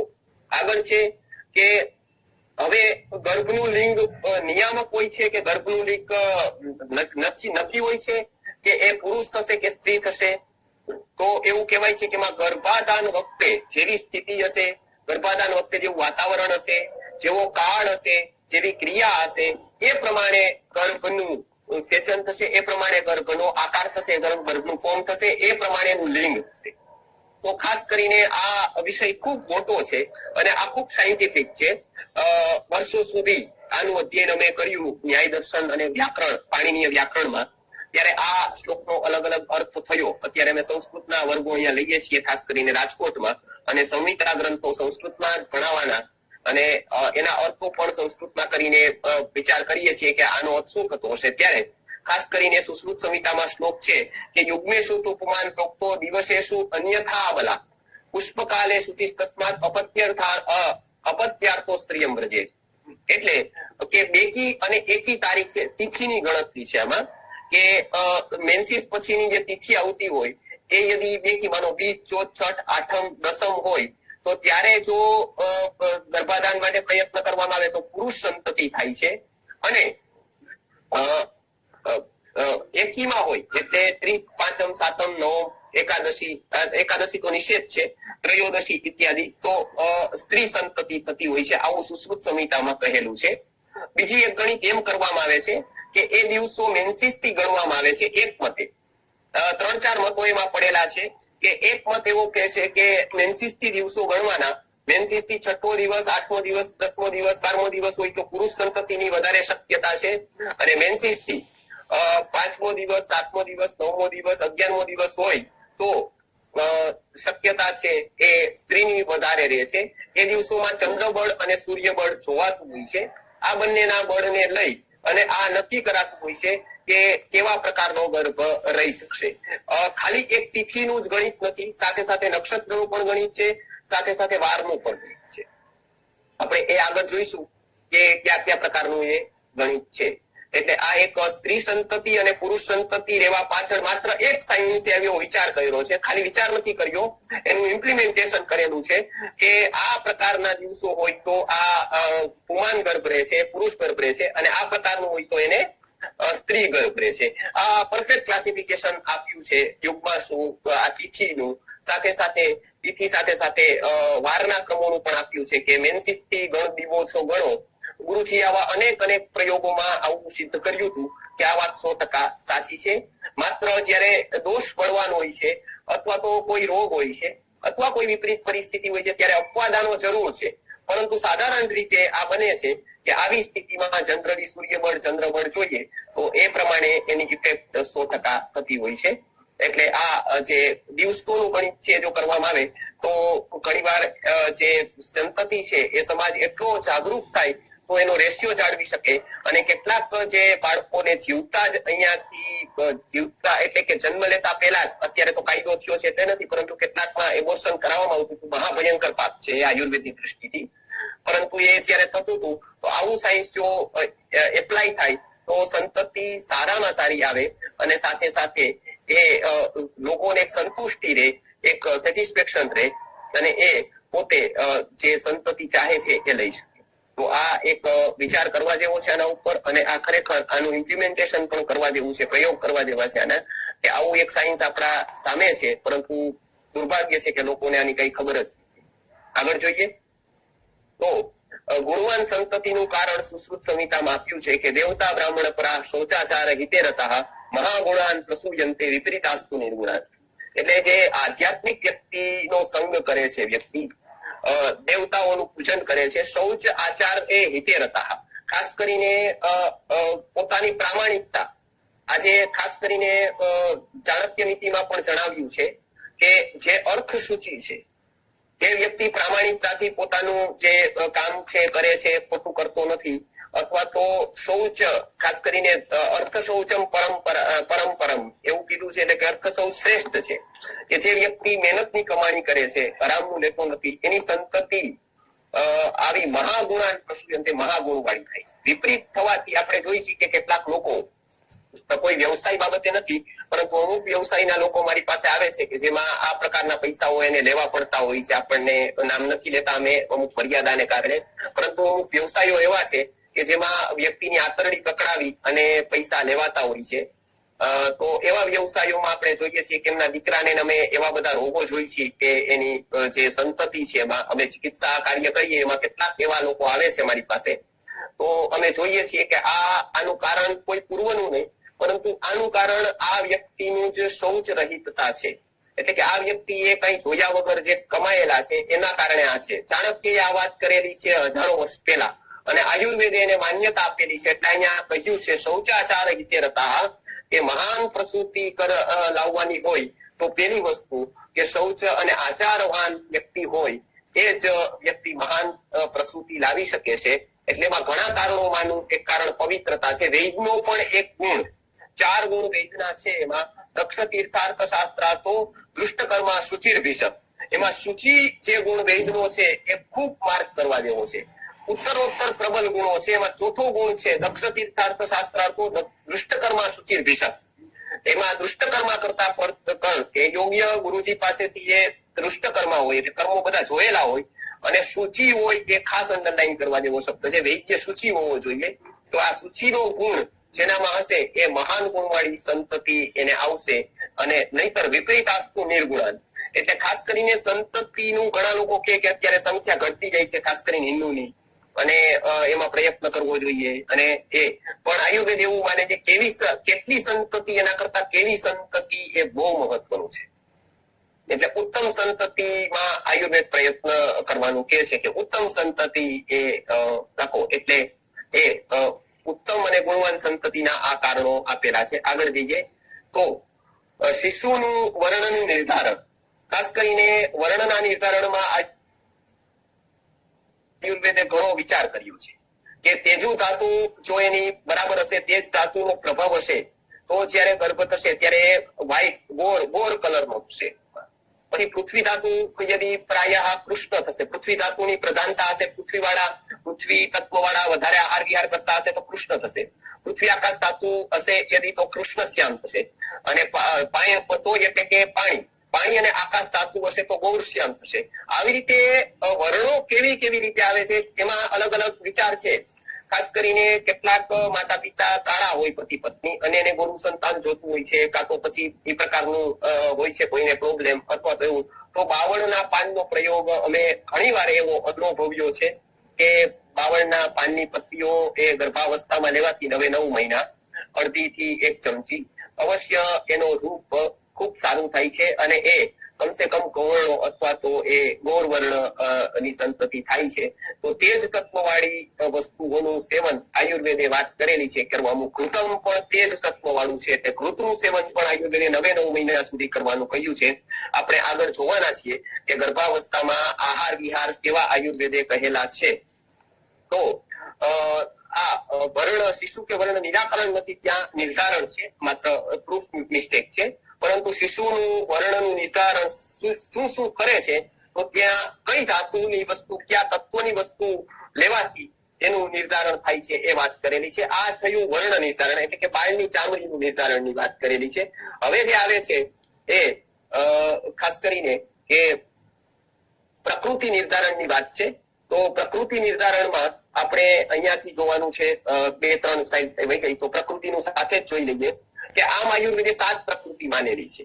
વાત, પિત્ત, કફ અને પછી મિશ્ર થતા અલગ અલગ ના જોઈન્ટ કરી અને 7 એ ઉપલક્ષણ છે. ક્યારેક આપણને 3 નું પણ મિક્સિંગ ક્યાંક જોવા મળે છે, એટલે ઉપલક્ષણ લેવાની છે, પણ મુખ્યતાથી 7 છે. આ 7 પ્રકૃતિ પ્રસિદ્ધ છે, એટલે બધાને ખબર છે કે આ 7 પ્રકૃતિ છે. પરંતુ આયુર્વેદે મનોશારીરિક પ્રકૃતિની એક વાત કરેલી છે કે જે પ્રસિદ્ધ નથી. આયુર્વેદે વાત કરેલી છે કે સાત્વિક પણ બધા એક પ્રકારના નથી હોતા, 7 પ્રકારે શારીરની છે. ભગવદ ગીતામાં પણ આપ જોશો 17મા અધ્યાયમાં, તો સત્વ, રજ અને તમની વાત કરતી વખતે આહાર કેવા લોકોને પ્રિય હોય છે એની પણ વાત કરેલી છે કે સત્વ, રજ અને તમની. હવે અહીંયા આયુર્વેદે જે ક્લાસિફિકેશન કરેલું છે એ વાત, પિત્ત, કફને ધ્યાનમાં ન રાખતા ગૌણ કરી અને સત્વ, રજ, તમને ધ્યાનમાં રાખી કરેલું છે. શરીરના સ્તર ઉપર જેવી રીતે વાત, પિત્ત, કફ છે, તેવી જ રીતે મનના સ્તરે આપણે જઈએ તો સત્વ, રજ, તમ છે. સાંખ્ય દર્શનમાં આમાં જેવી રીતે રેશિયો છે કે 3 તત્વો, અહીંયા દોષ અર્થ દુષ્ટના અર્થમાં નથી. સાધારણ રીતે ત્રિદોષ એટલે કે 3 દોષ નહીં, એટલે કે દોષ એવા અર્થમાં નથી વિકૃત અર્થમાં, પરંતુ 3 તત્વો. એટલે આપણે કહીએ કે કફ સાહેબ મટાડી ગયો, તો કફ મટાડવાનો ન હોય, કફ તો હોય જ શરીરમાં, પણ પ્રાકૃત કફ હોય, એનો જે વધારો થયો હોય એ બેલેન્સ કરવાનો હોય. પિત્ત, કફ અને વાયુ 3 છે જ. કેટલાક લોકો એવું કે છે કે અમે વાયુ મટાડી દઈએ. વાયુ મટાડી દઈએ તો વ્યક્તિ જ મટી જાય. વાયુ મટાડવાનો હોતો નથી, પિત્ત મટાડવાનું નથી હોતું, પરંતુ એનો જે વિકૃતિ છે એ કાઢવાની હોય છે, એનું સમાન કરવાનું હોય છે, અથવા તો એનું બેલેન્સ કરવાનું હોય છે. આજની પરિભાષામાં કહીએ તો કે જેનું વધે એનું બેલેન્સ કરવાનું, એને ઘટાડવાનું, અને ઘટેલા જે તત્વો છે એને વધારવાના, એ પ્રકારના આહાર વિહાર યોજવા એ ચિકિત્સા કાર્ય છે. આવું ચિકિત્સાના આદર્શ વૈદ્યોના લક્ષણોમાં કહેલું છે. અહીંયા મનોશારીરિક પ્રકૃતિ પ્રસિદ્ધ નથી એટલે થોડી વાત કરીશ. આ 7 પ્રકારે પ્રકૃતિ સત્વ પ્રકૃતિ છે, 6 પ્રકારે રજસ પ્રકૃતિ છે, અને 3 પ્રકારે તમસ પ્રકૃતિ છે. 7, 6 અને 3 આવી રીતે 16 પ્રકાર થાય છે મનોશારીરિક પ્રકૃતિના. એમાં અલગ અલગ લક્ષણો આપ્યા છે કે આવું હોય તો તમે આ પ્રકારની શારીરિક પ્રકૃતિ ગણવી. જેમ કે બ્રહ્મ છે, મહેન્દ્ર છે, વરુણ છે, કુબેર છે, ગાંધર્વ છે, યામ્ય છે અને યમ છે, અને આ જે છે એ ઋષિ છે. આ અલગ અલગ સત્વના પ્રકારો છે કે આવી પર્સનાલિટી વાળો વ્યક્તિ છે. કોઈક બ્રહ્મ પર્સનાલિટી વાળો હોઈ શકે, કોઈક મહેન્દ્ર પર્સનાલિટી વાળો હોઈ શકે, કોઈક વરુણ પર્સનાલિટી વાળો હોઈ શકે. ખાસ કરીને સાયકોસોમેટિક ડિસીઝમાં જ્યારે આપણે એની હિસ્ટ્રી લેતા હોઈએ ત્યારે આ ખૂબ જાણવું જરૂરી બને છે. માત્ર એ કફ, પિત્ત, વાત થી ચાલતું નથી, પરંતુ એની જે કેરેક્ટરિસ્ટિક્સ છે એ પણ એમાં ભાગ ભજવતી હોય છે, એના વિચારો પણ ભાગ ભજવતા હોય છે, એનો ક્રિયાકલાપ, એની જે વે ઓફ થિંકિંગ છે એ પણ ભાગ ભજવતું હોય છે, અને એને આચાર કેવો કર્યો છે એ પણ એમાં ભાગ ભજવતું હોય છે. એટલે માધવ નિદાનમાં જેવી રીતે કહ્યું કે પૂર્વજન્મ કૃતાન રોગાન, જેવી રીતે પૂર્વજન્મ કૃતાન રોગાન આ વખતે એટલે કે જન્મમાં વ્યાધિ રૂપે બાદ હશે, એટલે કે એ રોગો રૂપે એ પ્રગટ થાય છે. તો આ ઘણું બધું જાણવા જેવી આ પ્રકૃતિઓ છે. આ 3 પ્રકૃતિનું વર્ણન છે કે આ મનોશારીરિક પ્રકૃતિમાં સત્વ, પછી છે રજ, આ 6 પ્રકારે છે, અને તામસ આ 3 પ્રકારે છે. એટલે આમાં ખાસ કહેલું છે કે તામસ પ્રકારનો વ્યક્તિ કેવો હોય અને સ્વપ્ન કેવા આવતા હોય. આ કુલ મળીને 16 પ્રકૃતિનું વર્ણન કર્યું છે. આ ક્લાસિફિકેશન બધાના મનોવિજ્ઞાનની દ્રષ્ટિથી આ ક્લાસિફિકેશન કર્યું છે. પહેલું છે એ એનાટોમી અને ફિઝિયોલોજીને જોઈને થોડુંક મનોગોળ કરી અને એ પ્રકારે 7 પ્રકારે પ્રકૃતિનું નિર્ધારણ કર્યું છે. ત્યારે કે જોશું કે એ સાથે 7 પ્રકારમાં શારીરિક લક્ષણો અને માનસિક લક્ષણો, એના સ્વપ્નાઓ, આ બધી વાત કરેલી છે. આમાં પણ એ વાત કરેલી છે કે દુર્મેધત્વ, મંદતા છે, સ્વપ્ને મૈથુન નિત્યતા, નિરાકાર વિષ્ણુતા છે, એવા વિજ્ઞેયા પાર્શ્વ ગુણ, આ પશુ પ્રકૃતિ, મત્સ્ય પ્રકૃતિ અને ખાસ કરીને આ પ્રકૃતિમાં કે પશુ જેવો એ વ્યક્તિ છે, કાં તો મત્સ્ય જેવો છે, અને કાં તો પછી એ આ પ્રકારનો વનસ્પતિ જેવો છે કે એ બધું જ છોડીને એક જળ જેવો બની ગયો છે, એ પ્રકારનું આખું એક વર્ણન કર્યું છે. એ એક સિમ્બોલિક છે. એટલે આ 3 પ્રકારની આપણે પ્રકૃતિ જોઈ લીધી.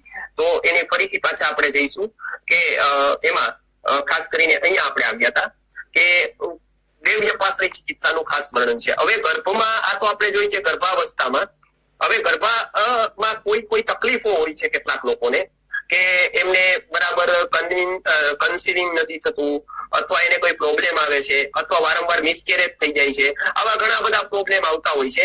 ત્યારે આયુર્વેદની દ્રષ્ટિથી તો છે એમાં એક કયો દેવવ્યપાશ્રય છે. આપણે બધાને ખબર છે કે 3 પ્રકારની ચિકિત્સા આયુર્વેદે કહેલી છે.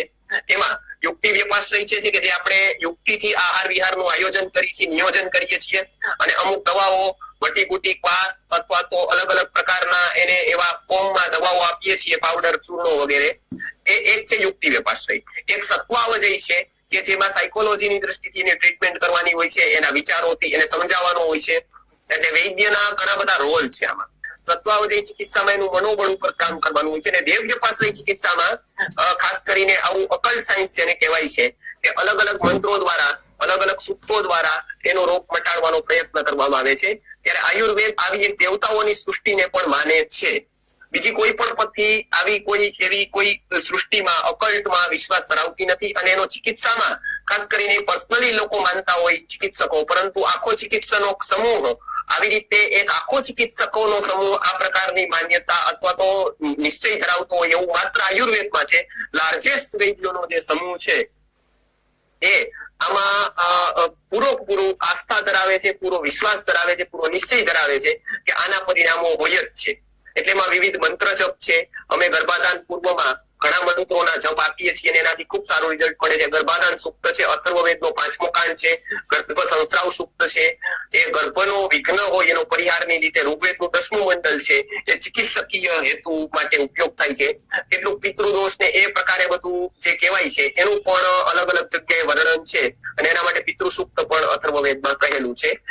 દેવવ્યપાશ્રય ચિકિત્સા અમે અહીંયા કરીએ ત્યારે ઘણા મંત્રોનો અને ઘણા બધા એવા જે સૂક્તો છે એનું પ્રોપર પારાયણ થાય, સારી રીતે પારાયણ થાય તો ઘણા બધા રોગોમાં આ જ પર પરિણામ મળી શકે એમ છે, અને કેટલા લોકોને મળે છે. તો જે વાત કદાચ ઔષધિની મર્યાદા છે, એવી રીતે મણીની મર્યાદા છે, મંત્ર ની પણ એક વિશિષ્ટતા અને એક મર્યાદા છે. તો બધું ભેગું થઈ અને આયુર્વેદે કહ્યું છે કે યોગો વૈદ્ય ગુણાનામ. ચરક સૂત્ર આપણે વાંચશું તો ચરક સૂત્ર ખાસ કરીને યજપુરુષીય નામનો 26મો અધ્યાય છે સૂત્ર સ્થાનનો, એ ખાસ બધાએ કંઠસ્થ કરવો એવું મારા ગુરુવર્ય કહેતા હતા. અને અમે જ્યારે ગુરુકુલમાં જ્યારે એડમિશન લેતા ત્યારે 26મો અધ્યાય સૌથી પહેલા કંઠસ્થ કરાવતા હતા. ત્યારે વિરુદ્ધ અન્ન નું આખું વર્ણન જેવી રીતે છે એમાં, એવી રીતે ઉત્તમ દ્રવ્યો ક્યાં છે એનું વર્ણન છે. સાથે સાથે વૈદ્યના કેવા ગુણો, સૌથી વધારે મોટો ગુણ હોય વૈદ્યનો તો યોગ કરવો.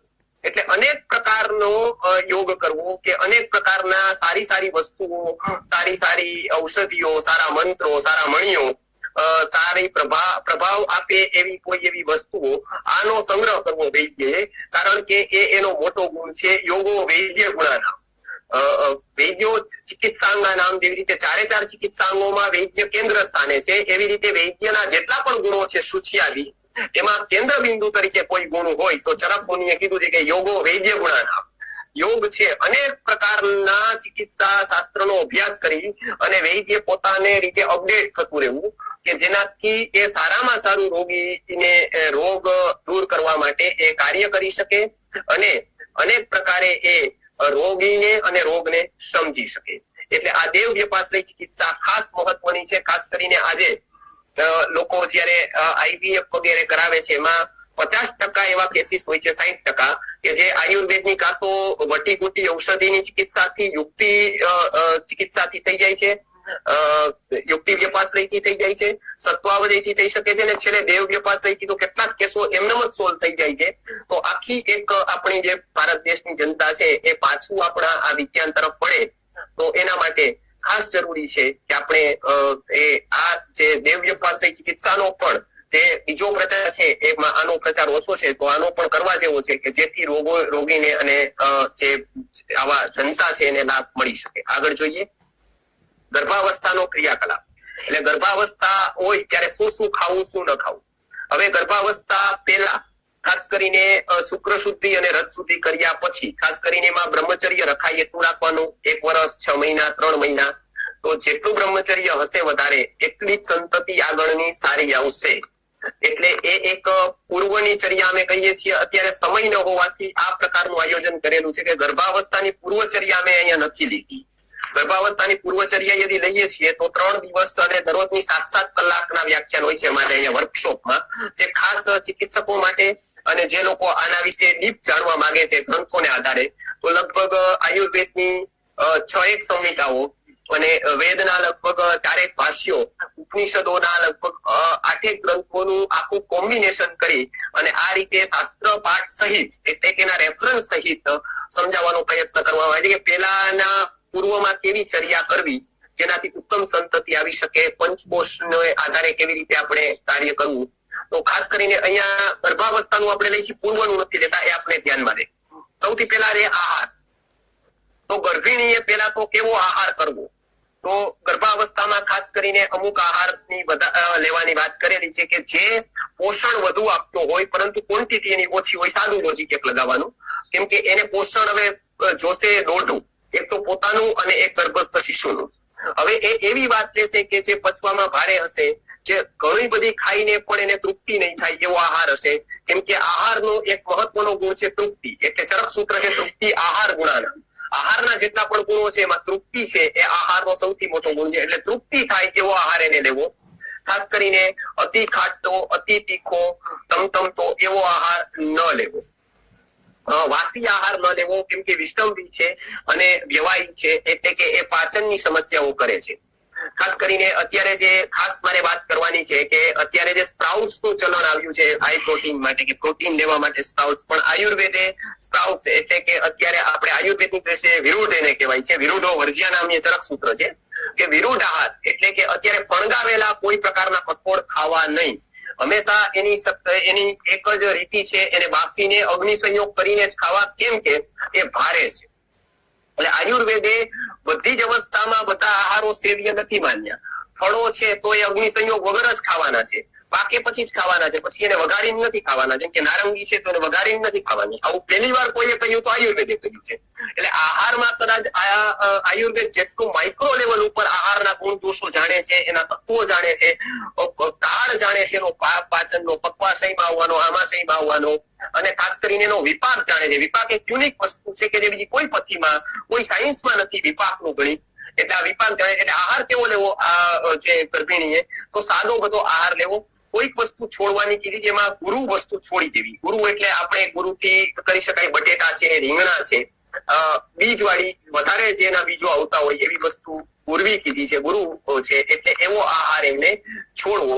સાદો આહાર બધો લેવો. વિરુદ્ધ આહાર છોડવો. વિરુદ્ધ આહારનું મોટું લિસ્ટ છે, 18 પ્રકારના વિરુદ્ધ આહાર વાઘભટ્ટે અષ્ટાંગ હૃદયમ નામના ગ્રંથમાં વાત કરેલી છે. એ ક્યારેક આપણે ફરી પાછું ક્યારેક વિરુદ્ધ આહારનું જયારે સાહેબ ક્યારેક સમય આપશે તો ફરી આપણે ક્યારેક આહાર વિશે, વિરુદ્ધ આહારના 18 પ્રકાર કેવી રીતે પડ્યા અને એમાં શું શું એની એકની કેરેક્ટરિસ્ટિક્સ છે, એકનું શું મહત્વ છે જોશું. વિહારમાં વાત કરી તો વિહાર કેવો ન કરવો, તો અતિશય શ્રમ ન કરવો. કદાચ સ્લાઇડ છે નહીં, આ સ્લાઇડમાં વિહાર કેવો કરવો તો એવું કીધું છે કે તદા પ્રવૃત્તિ વ્યાયામમ અતિતર્પણમ અતિકર્ષણમ દિવા સ્વપ્નમ રાત્રિ જાગરણમ શોકમ યાનારોહણમ ભયમ કુતુકાસનમ ચૈકાંતતઃ સ્નેહાદિ ક્રિયામ શોણિત મોક્ષણમ ચ અકાલે વેદ વિધારણમ ચ ન સેવેત. આવું કીધું છે કે આટલી વાતો વિહારમાં છોડી દેવી. શું કીધું કે તદા પ્રવૃત્તિ એટલે જ્યારે ગર્ભ આવે ત્યારથી જ્યારે વ્યાયામ ન, એટલે ખાસ કરીને અહીંયા વ્યાયામનો દારૂણ વ્યાયામ, હાલવા ચાલવાનું ચાલે પણ કોઈ જીમ ન કરવા. અને આયુર્વેદ સૂર્ય નમસ્કારનું મહત્વ બતાવે છે, પણ અહીંયા સૂર્ય નમસ્કારની ના પાડે છે. આયુર્વેદનું એક એ સૌથી મહત્વનું પાસું છે કે એ બ્લાઇન્ડ ફોલોઈંગ કાંઈ નથી કરતું. કોઈ પણ વસ્તુ એ સારી હશે, પરંતુ અમુક અવસ્થામાં, અમુક કાળે, અમુક જગ્યાએ, અમુક પ્રકૃતિને જે સારી હોય, પરંતુ એવું ને એવું બીજે ન કરી શકાય. એટલે આયુર્વેદ હંમેશા એ ચૈતન્ય વિજ્ઞાન છે. જળ વિજ્ઞાન હોય તો એવું જ કે ભાઈ એ એક જ સરખું બધાને લાગુ પડે. આયુર્વેદ કહે છે કે ના, એવું ન હોય. ગમે તેટલું મહત્વનો હોય વ્યાયામ, એ ગર્ભિણીએ ન કરવો, અતિ તર્પણ ન કરવું, અતિકર્ષણ ન કરવું. એટલે કે પંચક્રિયાની અલગ અલગ પંચકર્મ એટલું મહત્વનું હોવા છતાં પણ ગર્ભાવસ્થામાં એની ના પાડવામાં આવી. દિવા સ્વપ્ન સાધારણ રીતે શરદ ઋતુમાં અને ગ્રીષ્મ ઋતુમાં કરવાની વાત કરેલી છે, પરંતુ ખૂબ આવે કાલે તો કરવું. સાધારણ રીતે દિવસે સુવાની ટેવ ગર્ભિણીએ ન પાડવી. સાથે સાથે રાત્રિ જાગરણ ન કરવું, કેમ કે એનાથી વાત પ્રકોપ થાય છે રાત્રિ જાગરણ કરવાથી, અને અનેક પ્રકારના રોગો રાત્રિ જાગરણ કરવાથી થાય છે. બીજું, શોક ન કરવો. એટલે ક્યારેક પણ એવી ખબર આવે, પેલાના કાળમાં આવા કોઈ વોટ્સએપ અથવા એવી કોઈ આવા કોઈ જે પ્રકારના મીડિયાનું કોઈ હતું નહીં, સોશિયલ મીડિયા નહોતું અથવા તો પ્રિન્ટ મીડિયા નહોતું, ત્યારે કોઈ પ્રકારનું કોઈને કોઈ ગુજરી જાય, ક્યાં તો કોઈનું મરણ થઈ જાય, એના નજીકના સગાનું, પિતાનું, કન્યા એટલે કે જે પત્ની છે એના પિતાનું અથવા પત્નીના, અને પત્ની ગર્ભવતી હોય અથવા એ સ્ત્રી ગર્ભવતી હોય, ત્યારે એને કહેવામાં નહોતું આવતું. શું કામ? કેમ કે એનું ક્લોઝ રિલેશન હોવાથી એને શોક લાગતો હતો, અને શોકની અસર એ પુત્ર પુત્રી જે પણ શિશુ છે ગર્ભમાં એના ઉપર થતી. અને ઘણા એવા ઉદાહરણ છે. આજે સમય ઓછો છે એટલે આપણે એની વાત નથી કરતા કે શોકની અસર ગર્ભાવસ્થામાં શેના ઉપર થાય, પણ આયુર્વેદે કહ્યું છે કે શોકની અસર એના ચેતાતંત્ર ઉપર થાય છે, પાચન તંત્ર ઉપર થાય છે, અને શોક વાળી સ્ત્રીના જે જન્મે છે પુત્રો પુત્રી, એ કેવા રોગ વાળા હોય છે એને પણ આયુર્વેદે વાત કરેલી છે. એ કેવી પ્રકારની માનસિક સ્થિતિ વાળા હોય છે, કેવા સત્વ વાળા હોય છે એની પણ વાત કરેલી છે. અને શોક એ ગર્ભાવસ્થામાં ન કરવો એવું આયુર્વેદે વાત કરેલી છે કે શોક છોડી દેવો. યાના અવરોહણ ખાસ કીધું છે. આજે પણ ડોક્ટરો ના પાડે છે કે ખાબડ રસ્તા હોય, એવા પ્રકારના વાહનો હોય, એમાં ન જવું, મોટો પ્રવાસ ન કરવો. એટલે યાન આરોહણ એટલે કે વાહનમાં ન બેસવું. ભયમ એટલે ડર ન રાખવો. વિવિધ પ્રકારના આસનો ન કરવા. આ યોગનું એટલું બધું મહત્વ હોવા છતાં પણ આસનોની ને એ બધી એ ના પાડેલી છે. પછીથી એવું કે છે કે સ્નેહાદી ક્રિયાઓ શોણિત મોક્ષણ એટલે કે રક્ત મોક્ષણ અને સ્નેહાદી ક્રિયાઓ પણ કરાવી નહીં. ચામડીના રોગ માટે આપણે લીચી એટલે કે જે આપણને ખબર છે કે એ આપણે જે જળો છે એના માટે જલૌકસ શબ્દ છે સંસ્કૃતમાં, એ જલૌકસ થી રક્ત મોક્ષણ આપણે બધા કરતા હોય છીએ. અમે પણ અહીંયા શિબિર હોય ત્યારે રક્ત મોક્ષણ કરાવીએ છીએ, જરૂર ત્યાં લાગે તેને. અને એ પણ ગર્ભવતી સ્ત્રીને રક્ત મોક્ષણ નથી કરવાનું. અને અકાલે વેગ વિધારણ એટલે કે જે આયુર્વેદે 13 જે વેગો છે એનું રોકવાની ના પાડેલી છે. એ રીતે બીજા બધા વેગો એને રોકવા નહીં. મળમૂત્રનો વેગ ન રોકવો, આ પ્રકારની વાત કરેલી છે આયુર્વેદે. આ વિહાર ગર્ભવતી સ્ત્રીનો કેવો હોવો જોઈએ, આટલી વાતો એને ન કરવી. તો આ વાત કરેલી છે કે આટલી વાતો એને છોડી દેવી. આ વિહાર પછી ઔષધિ છે. ઔષધિમાં અલગ અલગ ઔષધિ, ખાસ કરીને શતાવરી, નાટ્યસર, અશ્વગંધા, વિદારી કંદ, આ બધાની એક ઔષધિના ક્વાથ આપેલા છે, અને એ અલગ અલગ માસમાં એને લેવાના છે.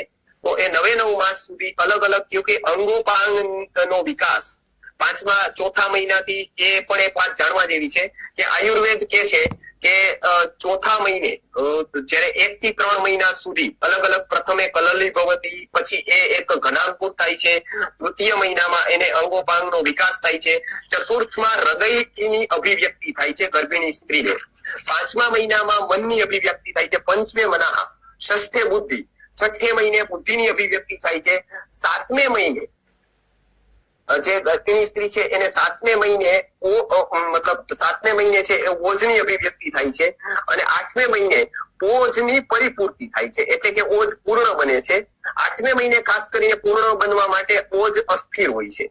એટલે આજે પણ 8મા મહિનાની ડિલિવરી રિસ્કી ગણાય છે. આયુર્વેદે સૌથી પહેલા કોઈ આ વાત કરેલી હોય કે 8મા મહિનાની ડિલિવરી રિસ્કી શું કામ, તો એ આયુર્વેદે વાત કરેલી છે કે 8મા મહિને એ છે એ આના કારણે છે રિસ્કી, કેમ કે એ 8મા મહિને ઓજની અસ્થિરતા હોય છે. માતામાં રહી જાય તો પુત્રનું મૃત્યુ એટલે સંતતિનું મૃત્યુ થાય છે, જે પણ સંતતિ સંતાન હશે એનું, અને કદાચ પુત્ર પુત્રીમાં રહી જાય એટલે કે સંતતિમાં રહી તો માતાનું મૃત્યુ થાય છે. એટલે 8મા મહિનાથી સૌથી પહેલી વાત કરેલી છે કે પ્રથમે કલલો ભવતી અનંતરે ઘનીભૂતો ભવતી, બીજા મહિનામાં એ ઘનીભૂત ગર્ભ થાય છે. ત્યારે એ કોઈ સોનોગ્રાફીના સાધનો નહોતા ત્યારે આ વાત કરેલી હતી કે એ બીજા મહિને એ ઘનીભૂત થઈ જાય, ત્રીજા મહિને એ ટોટલ એનેટોમી અને ફિઝિયોલોજી એનેટોમી એમાં કમ્પ્લીટ થાય છે. આજનું સાયન્સ પણ મેડિકલ સાયન્સ પણ એવું માને છે કે 3 મહિને ગર્ભના બધા જ અંગ પ્રત્યંગો આવી જાય છે. આયુર્વેદે ચોથા મહિનાની જે વાત કરેલી છે, ચોથે મહિને ખાસ કરીને ચોથા મહિને હૃદય અભિવ્યક્ત થાય છે એટલે ઈચ્છાઓ ફરી જાય છે. સાધારણ રીતે સ્ત્રીની ઈચ્છાઓ ચોથે મહિને બદલી જાય છે. કેટલીક ઈચ્છાઓ વિચિત્ર ઈચ્છા થાય છે. ખાસ કરીને કોઈ એક વિજ્ઞાને એક કોઈ સાયન્સે એવી વાત કરેલી હોય કે પ્રજા લંગડી અથવા લગતા થાય છે, આજે ગર્ભ ઘણા બધા આંધળા થાય છે, એનું શું કારણ છે? એક અનુભવ કહું મારો, ખાસ કરીને ગુરુજીની સાથેનો. તો પૂજ્ય વિશ્વનાથ ગુરુજી કે જેને આ ગર્ભાવસ્થામાં ગર્ભ વિજ્ઞાનમાં ખૂબ મોટું કામ કર્યું, બાળ રોગો વિશે ખૂબ મોટું એમને પ્રદાન છે. તો એ ત્યારે અમે જયારે બ્લાઇન્ડ એસોસિએશન છે ત્યાં અમે જતા હતા ચિકિત્સા કાર્ય કરવા માટે, ગુરુજી પ્રવચન કરવા માટે ભગવદ ગીતા ઉપર. ત્યારે પૂછ્યું હતું કે અત્યારે ભારતમાં એ ટાઈમે 70 લાખ અંધ લોકો હતા, અત્યારે કદાચ એ આંકડો 1 કરોડની આસપાસ છે. હવે એટલા લોકો અંધ કેમ છે? ત્યારે એ લોકોએ કહ્યું હતું કે બસ ભગવાનની ઈચ્છા, ભગવાને આંખો નહીં આપી, કોકને આપી. એટલે ગુરુજીએ સામે પૂછ્યું કે આ વાત તમને બરાબર લાગે છે આવું કે ભગવાનને બરાબર નહીં આપીને એક વ્યક્તિને ન આપીને એક વ્યક્તિને આપીને એમાં એવું કઈ એમાં રોલ હોય ભગવાનનો? એટલે એ તો કઈ જવાબ ના આપી શકે, પણ ગુરુજીએ કીધું કે આની વાત, આનું કારણ આપણા ગ્રંથોમાં આપવામાં આવ્યું છે. અને એ ખાસ કરીને સુશ્રુત સંહિતામાં વાત કરેલી છે કે આપણે સ્લાઇડ આજે ખૂબ વધી ગઈ હતી એટલે અમે સમજી વિચારીને કટ કરી દીધી હતી, કેમ કે ખૂબ સમયની મર્યાદા હતી. પરંતુ વાત કરી દઉં, નીકળી છે તો, કે એમાં ચતુર્થ માસમાં જે સ્ત્રીને ઈચ્છા થાય જે પ્રકારની એ પૂરી કરવી જ. નહીતર શું થશે? માનો કે સ્ત્રીને ચોથા મહિનામાં જયારે ગર્ભાવસ્થામાં ચોથો મહિનો આવ્યો ત્યારે એને વિચિત્ર ઈચ્છા આમ જણાય, એવું સંસ્કૃતમાં કીધું કે વિચિત્ર ઈચ્છાઓ થશે. માનો ત્યારે પિક્ચર જોવા નથી ગઈ અને પિક્ચર જોવાનું મન થયું, ત્યારે બહાર ખાવા નથી જમવા, કઈ બારે કઈ નાસ્તો અથવા કઈ એવું બહારનું ખાવાની ઈચ્છા થઈ ગઈ. હવે સાધારણ રીતે તો અમે ના પાડતા હોય, વ્યાખ્યાનમાં અમે ક્લાસમાં જયારે વર્કશોપ લેતા હોય, વર્ગો લેતા હોય ત્યારે ના પાડતા હોય કે બહારનું ન ખાવું. ત્યારે શું કરવું? એટલે વિવેક હંમેશા જરૂરી હોય છે. બધા જ નિયમો બધા માટે બધા કાળે એક સરખા નથી હોતા અને એક સરખા લાગુ ન કરી શકાય. અનેકની ભૂમિકા અલગ અલગ છે એટલે બધાના નિયમો પણ અલગ અલગ છે. તો ખાસ આયુર્વેદે કીધું કે એને કોઈ પણ પ્રકારની ઈચ્છા થાય અંશમાં પૂરી કરવી, અને પૂર્ણ ન થઈ શકે તો આંશિક રીતે પણ પૂરી કરવી. નહીતર શું થશે? તો માનો કે સ્ત્રીને કઈ જોવાની ઈચ્છા થઈ અને આપણે એને બતાવ્યું નહીં, તો આવનારા ગર્ભ આંધળો આવવાની સંભાવના. સ્ત્રીને ઈચ્છા થઈ, આપણે ઇન્દ્રિયોની ઈચ્છાને પૂરી ન કરી એટલે જોવાની ઈચ્છાને પૂરી ન કરી, તો આવનારો ગર્ભ એટલે આવનારું બાળક અંધ થવાની પૂરી શક્યતા. હવે એને માનો ફરવાની ઈચ્છા થઈ કે ક્યાંક ફરી આવીએ અને આને ના પાડી જે ઘરવાળા છે કે નહીં નથી જવું, એટલે એની ફરવાની ઈચ્છા રોકાય. તો ફરવાની ઈચ્છા રોકાય તો એ ઇન્દ્રિયોની ખામી આવનારી સંતતિમાં આવે, એટલે કે આવનારી સંતતિ હેન્ડીકેપ એટલે કે અપંગ થઈ શકે, કોઈ અપંગની કોઈ પ્રકારની ખામી એમાં આવી શકે. મેડિકલ સાયન્સ આજે ત્યાં સુધી પહોંચ્યું નથી, કેમ કે આ આખું દર્શનના લેવલે ઇન્દ્રિયોનું અને સૂક્ષ્મ શરીરની આખી વાત છે, સૂક્ષ્મ અને કારણ શરીરની વાત છે, કે ત્યાંથી જ ઇન્દ્રિયોની અભિવ્યક્તિ રોકાઈ જાય તો આગળ જતા ઇન્દ્રિયો આવતી નથી, એ ઇન્દ્રિયોને અનુસાર અંગો નથી આવતા. એટલે આ ખાસ એક બહુ મહત્વની વાત છે કે બધી જ પૂરી કરવી ઈચ્છા ગર્ભવતી સ્ત્રીની. એટલે ચોથા મહિના પછી જે ચોથો મહિનો લાગી જાય, ચોથો મહિનો છે ત્યારે એને હૃદયની અભિવ્યક્તિ થવાથી વિચિત્રામ ઈચ્છામ જનયે, એટલે વિચિત્ર ઈચ્છાઓની જનન થાય છે. બીજી વસ્તુ, એ કેવી ઈચ્છા કરે છે ત્યાંથી એની ખબર પડે છે કે આવનારો ગર્ભ કઈ ક્વોલિટીનો હશે. માનો કે 4 મહિના પછી સ્ત્રીને બધાને આપવાનું મન થાય, ભણવાનું મન થાય, સારું સારું શીખવાનું મન થાય, વૈદ્યોને સાંભળવાનું, આયુર્વેદ વાંચવાનું મન થાય, તો ગર્ભ ઉત્તમ પ્રકારનો છે એવું વર્ણન કર્યું છે. પરંતુ ગુસ્સો આવે, ક્રોધ આવે, ઈર્ષ્યા થાય, વારંવાર એને પેલું થાય, તો ગર્ભ પણ એ પ્રકારની સંતતિ આવવાની છે એનું પૂર્વ નિર્ધારણ થાય છે, કેમ કે એ જેવી જેવી ઈચ્છાઓ એને ઉત્પન્ન થશે એ પોતે નહીં કરતી હોય, એ ગર્ભ કરતો છે. એટલે એમાં ગર્ભની પણ સહમતિ હશે, ગર્ભની પણ એમાં ભૂમિકા હશે, એટલે પૂરી કરવાની ખાસ આયુર્વેદે વાત કરેલી છે. આવું બહુ પ્રસિદ્ધ ઉદાહરણ જીવકાચાર્યના વખતે આપણે જે અજાત શત્રુ જે છે એનું મળે છે, ઇતિહાસ છે આજે, કે અજાતશત્રુને એમને જે પિતા બિંબિસાર છે એમને ત્યાં જયારે એમની પત્ની રાણી એ રાજા હતો બિંબિસાર, આ જીવકાચાર્ય બુદ્ધના વખતની વાત છે. આ બહુ પ્રસિદ્ધ કહાની છે અને બાકી ઘણી બધી કહાની આપણા શાસ્ત્રોમાં છે આ પ્રકારની, પરંતુ આ બહુ પ્રસિદ્ધ છે કે એની પત્નીને માંસ ખાવાનું બચ્યું પોતાના પતિનું. હવે પોતાના પતિનું માંસ એટલે કે બિંબિસાર રાજાનું માંસ ખાવાની ઈચ્છા એની રાણીને થઈ. ત્યારે રાણીએ વાત કરી ત્યારે ધાર્મિકો જે લોકો છે, મતલબ જે લોકો આ બધા જે ધર્મનું કામ કરતા હોય છે, ક્રિયાકાંડ એ પ્રકારનું બધું હોય, તો એમને પૂછવામાં આવ્યું, એમને ના પાડી કે ના ભાઈ આમાં તો આપણું ભ્રષ્ટ થઈ જાય ધર્મ અને આ પ્રકારે ન કરાય. ત્યારે એને વૈદ્યોને પૂછ્યું. એ સમયે સમર્થ વૈદ્યો હતા કે જે ધર્મશાસ્ત્ર પણ જાણતા હતા, આયુર્વેદ પણ જાણતા હતા અને આ પ્રકારના અનેક વિજ્ઞાનોનો યોગો વૈદ્ય ગુણા નામ એ પ્રકારે સમૂહ કરીને બધાનું ચિંતન કરીને કઈક પણ વાત કહેતા હતા. કેમ કે સ્ટેટમેન્ટની એની કિંમત હતી કે આ પાડે છે, ના પાડે છે. આ તો બધા લોકો કહે છે કે આ મટી જાય, તે મટાડી છે, પરંતુ એક વાત વૈદ્ય યાદ રાખવાની ચરકની કે એના સ્ટેટમેન્ટની ખૂબ મોટી કિંમત છે. એટલે પૂરેપૂરું જાણી અને પછી જ કોઈક વાતમાં એને સલાહ સૂચના આપવી, એમનેમ ના આપવી જાણ્યા વગર. એટલે બિંબિસાર રાજાએ વૈદ્યને પૂછ્યું ત્યારે વૈદ્યએ કહ્યું કે હું એકલો કામ ન કરી શકું, મારી મર્યાદા છે. શાસ્ત્રની રીતે જોઈએ તો ચરક સંહિતામાં વાત કરેલી છે કે વૈદ્ય સમૂહો નિસંશય કરાણા, કે વૈદ્ય સમૂહ છે એ કોઈ પણ વાતનો તાગ ના આવતો હોય. આજે છે આપણે સાહેબ મિતલિયા સાહેબ એ આ બધા વૈદ્યોને અહીંયા અલગ અલગ એક પ્લેટફોર્મ ઉપર ભેગા કરે છે. એનું કારણ છે એ ખૂબ સારું કામ કરે છે કે આવા લોકોને એક આદાન પ્રદાન થાય છે માહિતીનું, દ્વેષ વગર, કોઈ પ્રકારના ઝઘડા વાદ વિવાદ વગર એક સંવાદ પ્રાપ્ત કરવાની આ વાત છે, એક સત્યને જાણવાની એક વાત છે. એમાં કોઈ ઊંચું નીચું નથી. તો આ ખૂબ સરસ કામ થાય છે કે એમાં વૈદ્ય સમૂહ જે નક્કી કરે છે એ નિસંશય કરવા વાળી વાતોમાં વૈદ્ય સમૂહ આ પેલા નંબરે છે. જગતમાં જે નિસંશય કરી શકે, કન્વિન્સ કરી શકે એ શું છે? તો કન્વિન્સ કરવા વાળી વસ્તુઓમાં ચરક મુનિ કહે છે કે વૈદ્ય સમૂહો નિસંશય કરાણા. વૈદ્ય સમૂહ છે એ નિસંશય કરવામાં, કન્વિન્સ કરવામાં એ પેલા નંબરે છે. અને બીજી વસ્તુ પણ પંચકર્મની વખતે કીધી છે કે દૃષ્ટ કર્મતા નિસંશય કરાણા, કે જોયેલી ક્રિયા છે એ ક્યારેય શંકા આવતી નથી. એટલે ખાલી એક થિયરીથી પૂરું નથી થતું, જ્યારે એ ક્રિયાન્વિત જ્ઞાન થાય છે ત્યારે એ ખૂબ મહત્વનું. તો વૈદ્ય સમૂહો નિસંશય કરાણા, એને વૈદ્યના સમૂહને ભેગો કર્યો. ત્યારે આવી રીતે પરિષદો ચાલતી હતી, આવા સેમિનાર્સ ચાલતા હતા અને એટલે જ ચરક મુનિએ કીધું છે આને આપણે આયુર્વેદની પરિભાષામાં તદ્વિત સંભાષા કહેવાય છે. તો તદ્વિત સંભાષા બુદ્ધિવર્ધના નામ ચરક સૂત્ર છે આ, એ તદ્વિત સંભાષા છે, સેમિનાર છે, વર્કશોપ છે, આવા પ્રકારના વેબિનાર છે એ એટેન્ડ કરવા એ શું છે તો કે બુદ્ધિવર્ધનની ક્રિયા છે. અનેક લોકોનો લાભ તમને અહીંયા મળી જાય છે એક જ પ્લેટફોર્મ ઉપર. એટલે આ પ્રકારની ભારતે વર્ષો પહેલા આ એક વ્યવસ્થા સ્થાપિત કરેલી હતી કે જયારે ટેકનોલોજી નહોતી, જયારે આ પ્રકારનું કોઈ ઓનલાઈન નહોતું, ત્યારે પણ આ પ્રકારના લોકો ભેગા થતા હતા અને એક સંવાદ કરી અને સત્યને પામતા હતા. તો ખાસ કરીને એમને વાત કરી તો વૈદ્યોએ કહ્યું કે સાથળનો નીચેનો ભાગ છે કે જેમાં મર્મ સ્થાનો નથી આવતા. આયુર્વેદમાં મારયતિ મર્માણી સુશ્રુત મુનિએ 107 મર્મ સ્થાનોની વાત કરેલી છે કે જ્યાં ઘાત થાય તો મારયતિ મર્માણી, એ મૃત્યુ થઈ શકે ત્યાં સુધીની ચોટ થઈ શકે એને. એટલે આજ પણ મેડિકલ સાયન્સ પણ એવા સ્થાનો માને છે કે જેમાં આઘાત થાય તો વ્યક્તિનું બચવું ખૂબ મુશ્કેલ બની જાય છે. તો એટલે એવા સ્થાનોમાંથી માંસ કાઢવામાં આવ્યું કે જે એવા સ્થાનોમાં હતું કે જે મર્મસ્થાન નહોતું, સાથળનો લગભગ નીચેનો ભાગ. આજે પણ રાઇનોપ્લાસ્ટી કરે છે ત્યારની ચામડી ત્યાંની લેવાતી હોય છે. મારા ઘણા બધા મિત્રો છે રાઇનોપ્લાસ્ટી કરવા વાળા, એટલે મને ખબર છે, મેં એક ક્રિયા દૃષ્ટ જોઈ છે.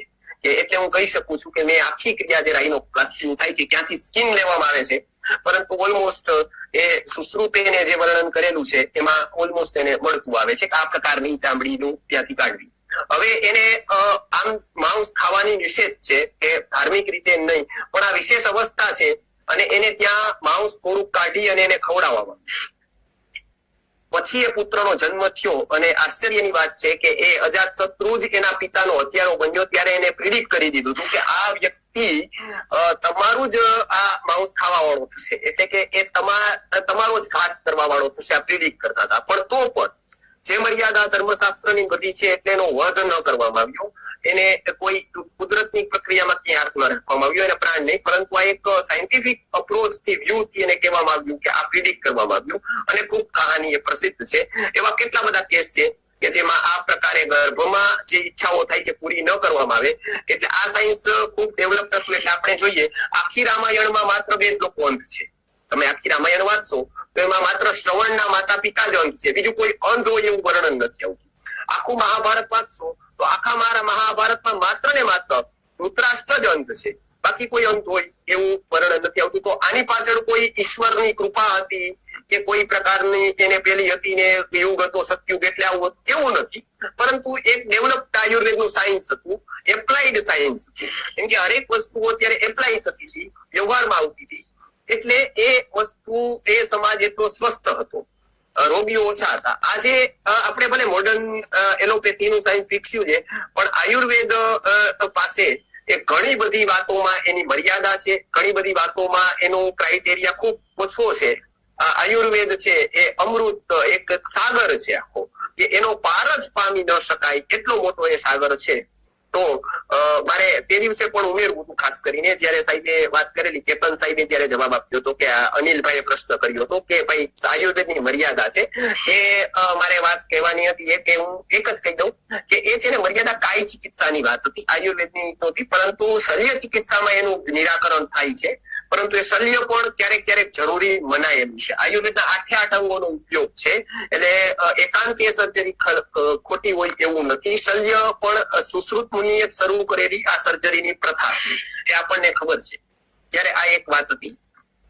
ઔષધિ માસાનુમાસ કરી, સંસ્કારની વાત કરી. તો સંસ્કાર ગર્ભાધાન પૂર્વના જે સંસ્કારો છે એમાં એક સંસ્કાર ગર્ભાધાનનો થાય છે કે જે ગર્ભાધાન કરતી વખતે અમુક મંત્રો બોલવાના હોય છે. એ મંત્રો પણ અમે અહીંયાથી આપીએ છીએ અને મંત્રો શીખડાવતા પણ હોઈએ છીએ કે કયા પ્રકારનું એનું ઉચ્ચારણ કરવું. ઓડિયો પણ એના હોય તો હું આપી શકીશ પછી. અને બીજી વાત છે કે ગર્ભાવસ્થા પછી ના 3 સંસ્કારો ખાસ મહત્વના છે. ગર્ભાવસ્થાની લિંગની અભિવ્યક્તિ છે, એટલે કે એનું જેન્ડર નક્કી થાય છે, એ ગાળો છે 1.5 મહિનાથી 2. હવે જો અહીંયા એલોપેથી અને બીજા સાયન્સ થી પાછો વિરોધ થાય છે. એ લોકો એવું માને છે કે પહેલેથી જ મતલબ હોય જ છે, નિશ્ચિત જ હોય છે પુત્ર થવો કે પુત્રી. આયુર્વેદ એવું કહે છે કે તમે બદલાવી શકો. પુત્ર પુત્રી ગર્ભમાંથી પુત્ર ગર્ભનું રૂપાંતરણ કરવા માટેના ઔષધો છે, અને એ અમે અનુભવેલા છે. અહીંયા જે ટાઈમે એબોર્શન થતા હતા એ ટાઈમે એક સારા ભાવથી ગુરુજીએ અહીંયા રાજકોટના દાખલા છે, એના નંબર છે મારી પાસે, એ આજે પણ એ દીકરો મોજૂદ છે કે જેનો ગર્ભ 4 જગ્યાએ ટેસ્ટ અલગ અલગ ડોક્ટરો પાસેથી સોનોગ્રાફી કરાવીને કરેલો હતો, અને બધાએ એને કીધું હતું કે દીકરી છે, તમે એને આમ ટૂંકમાં સાદી ભાષામાં કાઠિયાવાડી ભાષામાં કે કઢાવી લો. એટલે એ કે છે કે એને મારી નાખો, એમ ટૂંકમાં એબોર્શન કરાવી દો. પરંતુ ગુરુજીએ કીધું કે એને આ પ્રકારની ઔષધિ કરીએ તો આ જીવ બચી જશે અને એનું પુણ્ય આપણને મળે. તો એ પ્રકારે સમજાવવા કન્વિન્સ કરીને એને જે આપવામાં આવેલી જેન્ડર, અને પ્રસિદ્ધ છે એટલે આયુર્વેદમાં એ છે, પરંતુ અત્યારે એની વાત ન કરતા શ્રેષ્ઠ સંતતિ થાય અથવા પુરુષ સંતતિ માટે વિશેષ 2 પ્રયોગો કરેલા છે. તો શ્રેષ્ઠ સંતતિ માટે અને પુરુષ સંતતિ માટે તો એ છે પુંસ્વન નામનો સંસ્કાર. એ ખૂબ મહત્વનો છે, અને એ પુંસ્વન સંસ્કાર કરવાથી શ્રેષ્ઠ ગર્ભનું નિર્માણ ત્યાં થાય છે. એક આખી વિધિ છે, એ માત્ર 1.5 કલાકની જ છે. અમે અહીંયા નિઃશુલ્ક રીતે બધા સંસ્કારો કરીએ છીએ. એટલે આ એક અમારું આ મિશનનું કામ છે, એટલે એમાં કોઈ કમિશન નથી. એટલે આ એક નિસ્વાર્થ ભાવે આ પ્રકારની સેવા કે સંતતિ ઉત્તમ આવે એના માટે પુંસ્વન સંસ્કાર છે. ઘરે એક પ્રયોગ છે કે જે ચક્રદત્તમાં બતાવેલો છે. ચરકના વ્યાખ્યાકાર જે ચક્રમાણી, એ ચક્રદત્ત નામનો એક ગ્રંથ 11મી સદીમાં લખ્યો છે.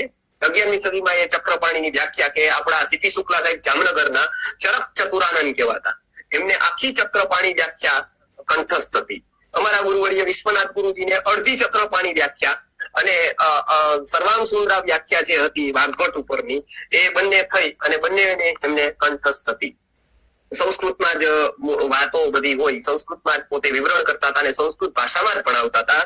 ગ્રંથો એની મૂળ ભાષામાં જ ભણાવતા હતા. એ એમની વિશેષતા હતી. એટલે અત્યારે આપણે જોયું કે પુંસ્વન નામનો સંસ્કાર ઘરે પણ કરી શકાય. એ ચક્રદત્ત નામના ગ્રંથમાં ચક્રપાણી આપણે ચક્રદત્ત નામના ગ્રંથમાં બતાવ્યું છે કે એમાં ખાસ કરીને એક ચાંદીનો, સોનાનો અથવા લોખંડનો, ત્રણે ત્રણ સિક્કાની વાત વાઘભટ્ટે પણ આ ત્રણ વાત કરેલી છે. ત્યારે આ ત્રણે ત્રણ સિક્કા માંથી કોઈ પણ સોનાનો હોય તો સૌથી ઉત્તમ છે. એને પુષ્ય નક્ષત્રનો દિવસ એટલે કે બીજો મહિનો જયારે ગર્ભનો શરૂ થાય પછી પુષ્ય નક્ષત્ર જે દિવસે આવે તે દિવસે પુષ્ય નક્ષત્રના દિવસે એને લાલ ચોળ ગરમ કરી દેવાનો અને નીચે કોઈ પણ પ્રકારનું માટીનું પાત્ર રાખવાનું, કોળિયું છે અથવા બીજું કોઈ પણ પ્રકારનું, એ ગરમ કરવાનું ખૂબ જ, અને ઉપર જે સિક્કો ગરમ થયો છે એની ઉપર દૂધ ગરમ કરીને રેડવાનું, છમકારાનો અવાજ આવશે એ પ્રકારે પછી દૂધ છે એમાં એ સિક્કો નાખી દેવાનો, એટલે સુવર્ણનું એ દૂધ સુવર્ણના ગુણો લેશે અને એ પ્રકારે એ પાણી પીવાનું. હવે સિક્કામાં આકૃતિ કઈ દોરવાની, તો ત્યાં એવું કીધું છે કે પુરુષ ઈચ્છે, યદી ઈચ્છતી હોય સ્ત્રી તો પુરુષની આકૃતિ કરવાની. અણુ શબ્દ વાપર્યો છે એમાં, એટલે એ સૂક્ષ્મ આકૃતિ, નાનો અમથી આકૃતિ કરે તો ચાલે. સ્ત્રી ઈચ્છે તો સ્ત્રી કોઈ ની આકૃતિ કરવાની, અને સાધારણ રીતે એવી કોઈ હોય નહીં વધારે અપેક્ષા કે કઈ પણ હોય તો સૂર્યની આકૃતિનું વર્ણન છે, સૂર્યની આકૃતિ કરવાની. પૂજ્ય હરડીકર દાદા બધાને સૂર્યની આકૃતિ સજેસ્ટ કરતા હતા કે સૂર્યની આકૃતિ વાળા અમદાવાદના જે પ્રસિદ્ધ વૈદ્ય છે હરડીકર દાદાજી, એ બધાને સૂર્ય આકૃતિ વાત કરતા હતા. સૂર્ય આકૃતિમાં એ ચમકારીને આ પ્રયોગ કરાવતા હતા, અને એ પ્રયોગ પુંસ્વનનો ઘરે કરી શકાય એવો છે પુષ્ય નક્ષત્રના દિવસે.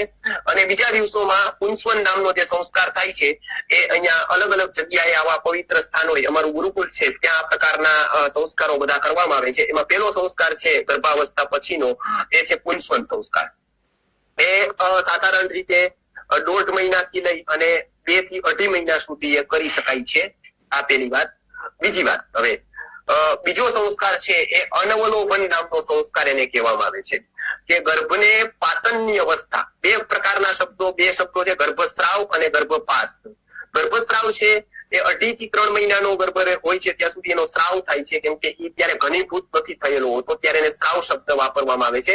અને એક ફોર્મ બની જાય છે ત્યાર પછી એ યદી નીકળી જાય તો એને આપણે કહીએ છીએ મિસકેરેજ વગેરે, તો એ ગર્ભપાત એ પ્રકારનું કહેવાય છે મોડર્ન ટર્મ્સમાં.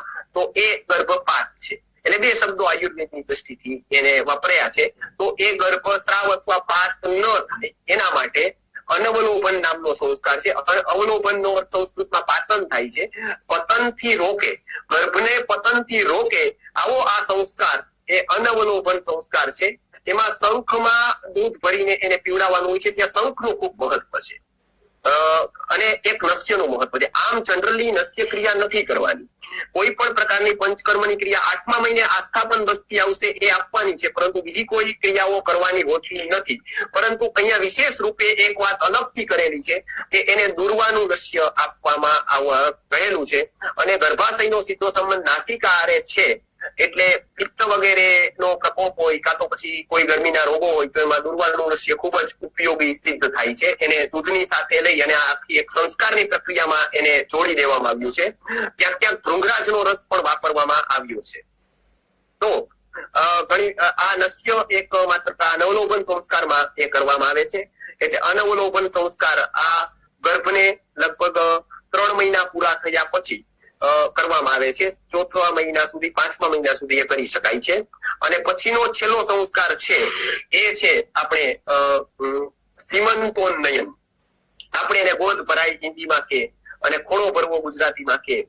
હવે આ એક અતિશય વિકૃત થઈ ગયો છે, એટલે અત્યારે ખોળો ભરવા માટે બધા લોકો હોટેલમાં જઈને જલસા કરે કાં તો ઘરે ફંક્શન ગોઠવે, પરંતુ એમાં કોઈ સંસ્કાર નથી. પરંતુ આયુર્વેદિક દ્રષ્ટિથી સીમંત એટલે શું, તો કે સીમંત એટલે સુશ્રુતે સીમંત ની વ્યાખ્યા એ કરેલી છે કે 5 હાડકાના જોડ જે મસ્તિષ્કમાં ભેગા થાય છે.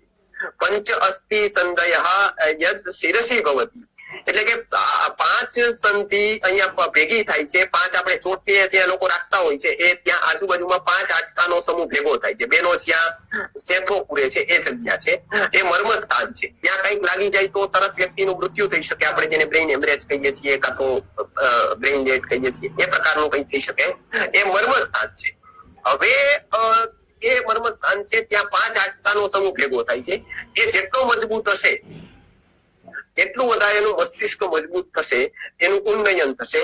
એટલે અહીંયા પાંચમા જે સૌથી મહત્વનો સંસ્કાર છે સીમંતોન્નયન છે, કે સીમંતનું ઉન્નયન કરવાનું છે, એનો વિકાસ કરવાનો છે, હાડકાને મજબૂત કરવાના છે, બ્રેઇનને મજબૂત કરવા માટે આ વસ્તુ ખૂબ જરૂરી હોય છે. ત્યારે એ ના માટે આયુર્વેદે આખો સંસ્કાર કર્યો છે. ખૂબ રસપ્રદ આની વાત છે. આપણે ક્યારેક સંસ્કારોનો વાત લેશું ત્યારે આના વિશે વિશદ ચર્ચા થશે કે કઈ કઈ ઔષધિઓ એમાં વાપરવાની છે. તો ઓદુંબરના ફળ એમાં ખાસ વાપરવાની વાત કરેલી છે કે ઓદુંબરના ફળની ત્યારથી વેણી બાંધવાની હોય છે. આપણે વેણી ખબર છે કે જે તેનો ચોટલામાં જે બાંધે છે ફૂલ વગેરે, એવી રીતે ઓદુંબરના ફળની વેણી બાંધવાની. અને અલગ અલગ ધૂપોની વાત કરેલી છે. કાશ્યપ સંહિતાની વાત કરીએ તો એમાં આખો ધૂપ કલ્પ આપવામાં આવ્યો છે કે કયા પ્રકારના ઔષધિના 3 સ્વરૂપો છે. એક ઘન સ્વરૂપ છે કે જે આપણે ચૂર્ણ વગેરે માટે લઈએ છીએ, પ્રવાહી સ્વરૂપ છે જે આપણે ક્વાથ બનાવીને કલ્પ કરીને લઈએ એ પ્રકારે લઈએ છીએ, અને વાયુ સ્વરૂપ છે એ એનો ધૂપ કરીએ છીએ. ત્યારે આયુર્વેદે અનેક પ્રકારના ધૂપો કહ્યા. ત્યાં સંસ્કારમાં પણ ધૂપોનું એટલું જ મહત્વ છે, અને આ સંસ્કારમાં પણ અમે ધૂપો વાપરીએ છીએ કે કયા ઔષધિનો ધૂપ કરવો.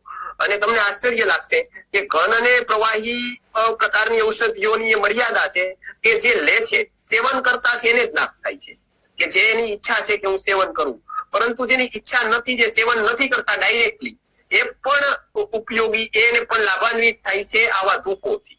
એટલે અલગ અલગ પ્રકારના ધૂપો કયા છે તો એની પણ ક્યારેક આપણે ચર્ચા કરશું. ખાસ કરીને પ્રસૂતાવસ્થામાં, પ્રસૂતાગારમાં, બાલ અવસ્થામાં બાળકોને, ખાસ કરીને જે લોકો ને જન્મ થયો છે, સદ્ય પ્રસૂતા છે, એટલે કે તરત જેની ડિલિવરી થઈ ગઈ, એવા અને ક્યાં ક્યાં ધૂપો કરવા. અને એક ધૂપ આખી થેરેપી તરીકે આયુર્વેદમાં છે કે એક ધૂપ જ વ્યવસ્થિત ધૂપ ઉપર કામ કરવામાં આવે તો ઘણા રોગો ઉપર આપણને ઘણું સારું પરિણામ મળી શકે. તો ઔષધિઓનું જે વાયુ સ્વરૂપ છે એ ધૂપ છે. એટલે અલગ અલગ ધૂપોની વાત છે. તો એમાં ત્રીજો સંસ્કાર આપણે જોયો કે એ સીમંતોન્નયન નામનો સંસ્કાર છે. એ ચોથા મહિનાથી છઠ્ઠે મહિને, એટલે આપણે ત્યાં પછી સ્ત્રી પોતાના ઘરે ચાલી જતી હતી. શું કામ? તો કે એ પછી સ્ત્રીની બધી ઈચ્છા પૂરી કરવી, પ્રસન્ન રાખવી. પેલા જોઈન્ટ ફેમિલી હતા એટલે સ્ત્રીને વારંવાર દબાવવું પડે, આ બધું કરવું પડે. એટલે પેલી ડિલિવરી આપણે જોઈએ કે એની પિયરમાં થતી હતી. એટલે ગુજરાતીમાં એક શબ્દ આવ્યો છે અઘરણી, એ સંસ્કૃત ઉપરથી એ શબ્દ આવ્યો છે. સંસ્કૃતમાં એને અગૃહિણી કહેવાય છે. ગૃહમાં રહીએ એને ગૃહિણી કહેવાય, અને જે ઘરમાં નથી એને અગૃહિણી કહેવાય. એ અગૃહિણી થાય છે એટલે કે 5 મહિના કે 6 મહિના પછી પોતાના માતા પિતાને ત્યાં જાય છે પ્રસૂતિની ક્રિયા કરવા માટે. એટલે આજે પણ ગુજરાતીમાં શબ્દ અઘરણી એવો શબ્દ છે. લોકોને ખબર હશે, સૌરાષ્ટ્રના લોકોને, કે આ એક શબ્દ ગુજરાતીમાં ભાષામાં છે. હવે આ એક તો વાત થઈ સંસ્કારની. આ 3 સંસ્કાર અમારી પરંપરામાં પૂજ્ય ગુરુજી કરાવતા હતા. આજે સંસ્કૃતિ આર્ય ગુરુકુલમાં 3 સંસ્કાર ઉપર કામ કરે છે, એના ઉપર મટીરિયલ આપે છે, એના ઉપર માર્ગદર્શન અને આવા સેમિનાર્સ કરે છે કે જેનાથી સંસ્કારી પ્રજા થાય. આમાં કોઈ પણ પ્રકારનો સ્વાર્થ નથી, કોઈ ખર્ચ નથી. બધી જ વ્યવસ્થા અહીંથી અથવા તો સજેસ્ટ કરવામાં આવે છે કે આટલી ઔષધિ જોશે, આ પ્રકારનું જોશે, અને એને શીખવાડવામાં આવે છે. એટલે આ એક સંસ્કારની વાત છે કે એ ખૂબ જ લાભદાયી થાય છે આવનારી સંતતિ માટે. તો એ સંસ્કાર, આ 3 સંસ્કારો છે ગર્ભાવસ્થામાં કરવાના. અને અન્ય વૈકલ્પિક ચિકિત્સામાં ઘણી ચિકિત્સા પદ્ધતિનો વ્યવસ્થિત રૂપે ભારતીય દ્રષ્ટિથી અભ્યાસ કરી કે જે ભારતમાંથી જ ગયું હોય, જેવી રીતે રેકી છે, પ્રાણી કિલિંગ છે, હિપ્નોથેરેપી છે, જેને સંમોહન ચિકિત્સા કહેવાય છે, ચક્ર ધ્યાન છે, યોગ છે, આવા કેટલા પ્રકારની ચિકિત્સા પદ્ધતિ પણ ગર્ભાવસ્થામાં ઉપયોગી થાય છે. ખાસ કરીને સંગીતની ખૂબ અસર ગર્ભ ઉપર હોય છે. કેટલાક પુસ્તકોમાં એવું વર્ણન છે, હમણાં ઇંગ્લિશ બુકો મેં ખૂબ ફેમસ ઓથરની મંગાવેલી ડોક્ટરોની, એમાં પણ એવું લખ્યું હતું કે ભાઈ સંગીતની અસર, જ્યારે સંગીત સંભળાવીને સોનોગ્રાફી કરે છે ત્યારે બાળકનો હાવભાવો અલગ પ્રકારના આનંદની ક્રિયાકલાપ કરતા હોય એવા જોવા મળે છે. અને જ્યારે ગુસ્સો કરે છે કોઈ, ત્યારે એવા પ્રકારનું વર્તન કરે છે ત્યારે એ ગર્ભ પણ એ સંકોચાઈ જાય છે, ગર્ભને પણ દુઃખ થાય છે. એટલે એ ચેતના ત્યાં સુધીની છે. અભિમન્યુની પણ આપણે કહાની મહાભારતની ખબર છે, એમને 6 કોઠા વીંધવાની જે વિદ્યા હતી એ ત્યાં લીધી અને પછી એને 7મા કોઠાની થઈ જ નહીં પ્રાપ્ત. એટલે એમાં કહેવાનું એટલું જ છે કે જે વાત ગર્ભમાં નથી થઈ શકતી એ પછી ક્યારેય નથી થઈ શકતી. એટલે અન્ય વૈકલ્પિક ચિકિત્સાનો પણ ઉપયોગ કરવાનો, કેમ કે એ વૈકલ્પિક ચિકિત્સામાં આપણે જોયું તેમ યોગો વૈદ્ય ગુણાનામ, કે વૈદ્ય માટે ખૂબ જરૂરી હોય છે. એટલે આ બધી વૈકલ્પિક ચિકિત્સા પણ ખાસ કરીને સંગીત છે એ સારામાં સારું સંગીત છે એ ગર્ભાવસ્થામાં ખૂબ ઉપયોગી છે. એ સંભળાવવું જોઈએ. વિવિધ રાગો છે એના ગર્ભ ઉપરના પરિણામો છે, તો એ સંગીત ચિકિત્સા પણ વાત કરેલી છે. આગળનું જોઈએ તો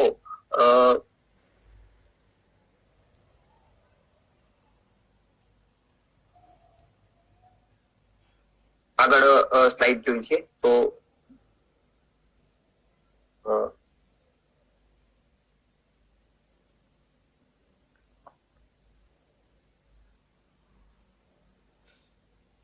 પછીની વાત આવી એ દિવ્ય આત્મા અવતરણના અભિયાનની આવી કે આમાં અમે નિઃશુલ્ક પ્રશિક્ષણ, ગર્ભાવસ્થાના સંસ્કારો અને નિઃશુલ્ક ઔષધિઓ, મંત્રપાઠનું નિઃશુલ્ક પ્રશિક્ષણ, નોર્મલ ડિલિવરી માટે અભિમંત્રિત માળા અને બાળકના જન્મ બાદ, આ ખાલી મેં ગર્ભાવસ્થાના સંસ્કારો કહ્યા. બાળકના જન્મ બાદ સુવર્ણ પ્રાશન એટલે કે જાતકર્મ નામનો સંસ્કાર થાય છે. પછી અલગ અલગ છઠ્ઠીનો આપણે કરીએ છીએ એ પણ આયુર્વેદમાં ષષ્ઠી દેવી પ્રપૂજય, કાશ્યપ સંહિતાએ આ છઠ્ઠી દેવીને પૂજન કરવાની વાત કરેલી છે. સૌથી પહેલા છઠ્ઠીનો કન્સેપ્ટ આયુર્વેદે આપેલો છે. કયા દિવસે સ્નાન કરવું, પ્રસૂતા થયા પછી કયા દિવસે સ્નાન કરવું, બાળકને બહાર ક્યારે કાઢવો, ક્યારે એનું રક્ષણ કરવું, આ બધું પછી વિષય બદલે છે તે કાશ્યપ સંહિતાનો વિષય આવી જાય છે આખો, કે બાળકને સૂર્ય, આ મેડિકલ સાયન્સમાં આ પ્રકારની કોઈ નિશ્ચિતતા નથી કે સ્તન્ય ના આવે તો શું. તો આયુર્વેદે વાત કરેલી છે કે યદિ માતાને સ્તન્ય ના આવે તો વિદારી કંદ, સતાવરી અને ખડી સાકર આ ત્રણે ત્રણનું ચૂર્ણ આપી દો તો 2 દિવસમાં એને સ્તન્યની ઉત્પત્તિ થઈ જશે. સ્તન્ય ન આવે તો તમે ધાવ માતા એટલે પેલા જે ધાઈ માતા હતી કે માતાને સમાન ગુણ વાળી હોય, માતા જેવી પ્રકૃતિ વાળી હોય એવી ગાય માતા તવડાવતી હતી. આ જે કન્સેપ્ટ જ વયો ગયું છે. અને પછી ન હોય તો પયત છાગમ એટલે કે બકરીનું દૂધ પછી આપવાની વાત કરેલી છે. પરંતુ આ ખૂબ જ સાયન્સ મોટું છે એટલે એમાં બાળકના જન્મ પછી ખૂબ વિચાર કરવામાં આવ્યો છે. એમાં એવું કહેવામાં આવ્યું છે કે 4 મહિના સુધી બાળકને એક પણ શબ્દ જવો જોઈએ નહીં કાનમાં. બહુ ઓછામાં ઓછા શબ્દો જવા જોઈએ જેનાથી એની નિરીક્ષણ શક્તિ વધે. ગુરુજીએ આવા પ્રયોગ કરાવી અને ઘણા બુદ્ધિમાન સંતતિને બુદ્ધિમાન કરેલી હતી. એનું ઓબ્ઝર્વેશન, એની સૂક્ષ્મતા આ ખૂબ વધી જાય છે. ત્યારે આ 4 મહિના સુધીની ચર્યા, 6 મહિના સુધીની ચર્યા, 6 મહિને આવતો અન્નપ્રાશન સંસ્કાર. આજે સૌથી પહેલા વાત એવી કરેલી કે એલોપેથ સાયન્સે અથવા આપણી ગવર્મેન્ટે કે પેલા એવી વાત કરેલી કે પેલા એને પ્રોટીન આપો, એને આ પ્રકારના પાવડરો આપો. તો પેલા એ ચાલ્યું હતું કે બાળકને આવા પ્રકારના દૂધ આપો, પાવડર આપો. પછી હવે એમને સમજમાં આવ્યું ત્યારે કે છે કે 6 મહિના સુધી બાળકને માતાના દૂધ સિવાય બીજું કાંઈ ના આપો. તો સૌથી પહેલો પ્રશ્ન થાય કે પહેલી વાત કોને આ કહી? તો સૌથી પહેલી વાર કાશ્યપ સંહિતામાં કાશ્યપ મુનિએ કહી આ વાત કે 6 મહિના સુધી બાળકને અન્ન પણ ન અપાય, બીજું કાંઈ ન અપાય, માત્ર ને માત્ર માતાનું દૂધ અપાય અને અમુક ઔષધિઓ અપાય કે જે જન્મ પ્રવૃત્તિ શસ્યતે. 6 કર્મો બાળકના જન્મ પ્રવૃત્તિ એટલે કે જન્મ થાય ત્યાં સુધી તમે 6 કર્મો કરી શકો. જેવી રીતે અંજનમ, નસ્ય, સ્નાન, આ બધું છે, માલિશ, આ બધું છે એ જન્મ પ્રવૃત્તિ. મધ છે, ઘીનું સેવન છે, આ બધું જન્મ પ્રવૃત્તિ શસ્યતે. જન્મ થાય તરત આ બાળકને આપી શકાય, પણ અન્ન ન આપી શકાય, પાણી ન આપી શકાય. એટલે આ એક ખૂબ સાયન્સ છે. આ સાયન્સ ત્યાં પહોંચીને કહે છે કે 6 મહિના સુધી ન અપાય. પહેલી વાર કાશ્યપ મુનિએ એ ટાઈમે કહી દીધું હતું કે 6 મહિના સુધી એ પ્રકારની આંતરની સ્થિતિ નથી, પક્વાશય, આમાશયની એવી સ્થિતિ નથી કે જે આવું સોલિડ ફૂડ પચાવી શકે. એના માટે જ બાળકને આ દૂધ આપવાનું છે. ક્યારેક આપણે આના વિશે વાત કરશું ત્યારે જોશું કે બાળકના દાંત કયા મહિને આવે તો સારા કહેવાય. એનું આજે ગણિત નથી. આ આયુર્વેદની દ્રષ્ટિથી 8મા મહિને આવનારા દાંત એ સૌથી સારા દાંત ગણાય છે. એ જીવન પર્યંત રહી શકે છે. એનાથી પહેલા અથવા પછી આવે તો એના માટે દંતોત્પેત, ગળાંતક રસ જેવી ઔષધિઓ છે, બીકામારી છે, તો અનેક પ્રકારના ઔષધો પણ દાંત માટે કહેલા છે. એટલે એક ખાલી એક સ્થૂળ વાત નથી કહેલી, પરંતુ એમાં ઘણી બધી વાત કરેલી છે. નોર્મલ ડિલિવરી માટેની પણ ઘણી વાત એમાં કરવામાં આવી છે. બાળકને જન્મની પછીનો સંસ્કાર અને સુવર્ણ પ્રાશન સંસ્કાર જે મારું અભિયાન છે રાષ્ટ્રવ્યાપી, જે 50 વર્ષથી ચાલે છે, ને ગુરુજી ત્યારમાં રાષ્ટ્રપતિ એવોર્ડ પણ પ્રાપ્ત થયો છે. રાષ્ટ્રપતિ ભવનમાં પણ એમનું લેક્ચર આ સંસ્કાર ઉપર રહી ગયું હતું ગુરુજીનું. એટલે ખાસ કરીને એ જાણવા જેવો છે કે બાળકના સંસ્કારો માટે શું કરવું, ઘરે કઈ કઈ ઔષધિઓથી એને નિરોગી કરી શકાય.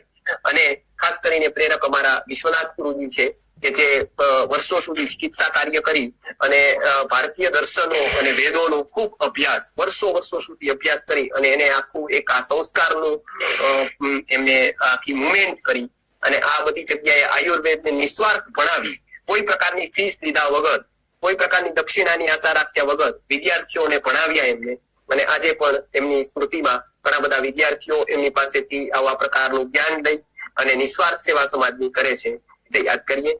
ધન્યવાદ. મિતલિયા સાહેબે આ કરવાનું મને એક પ્લેટફોર્મ આપ્યું. ગિરનારી મંડળના ઘણા લોકો સુધી મારી આ વાત થઈ શકી અને બીજા લોકો સુધી જઈ શકી, એટલા માટે હું મિતલિયા સાહેબ અને બીજા બધા જે આભાર માનું છું. ધન્યવાદ. નમસ્કાર. જય જનક. જય ધન્વંતરી સાહેબ, સરસ વખતે અસ્ખલિત લગભગ 1.5 કલાક સુધી, અને સારી માહિતી દરેકને મળે છે. હવે પ્રશ્નકાળ છે, એટલે કે કોઈને પ્રશ્ન પૂછવા તો પૂછી શકો.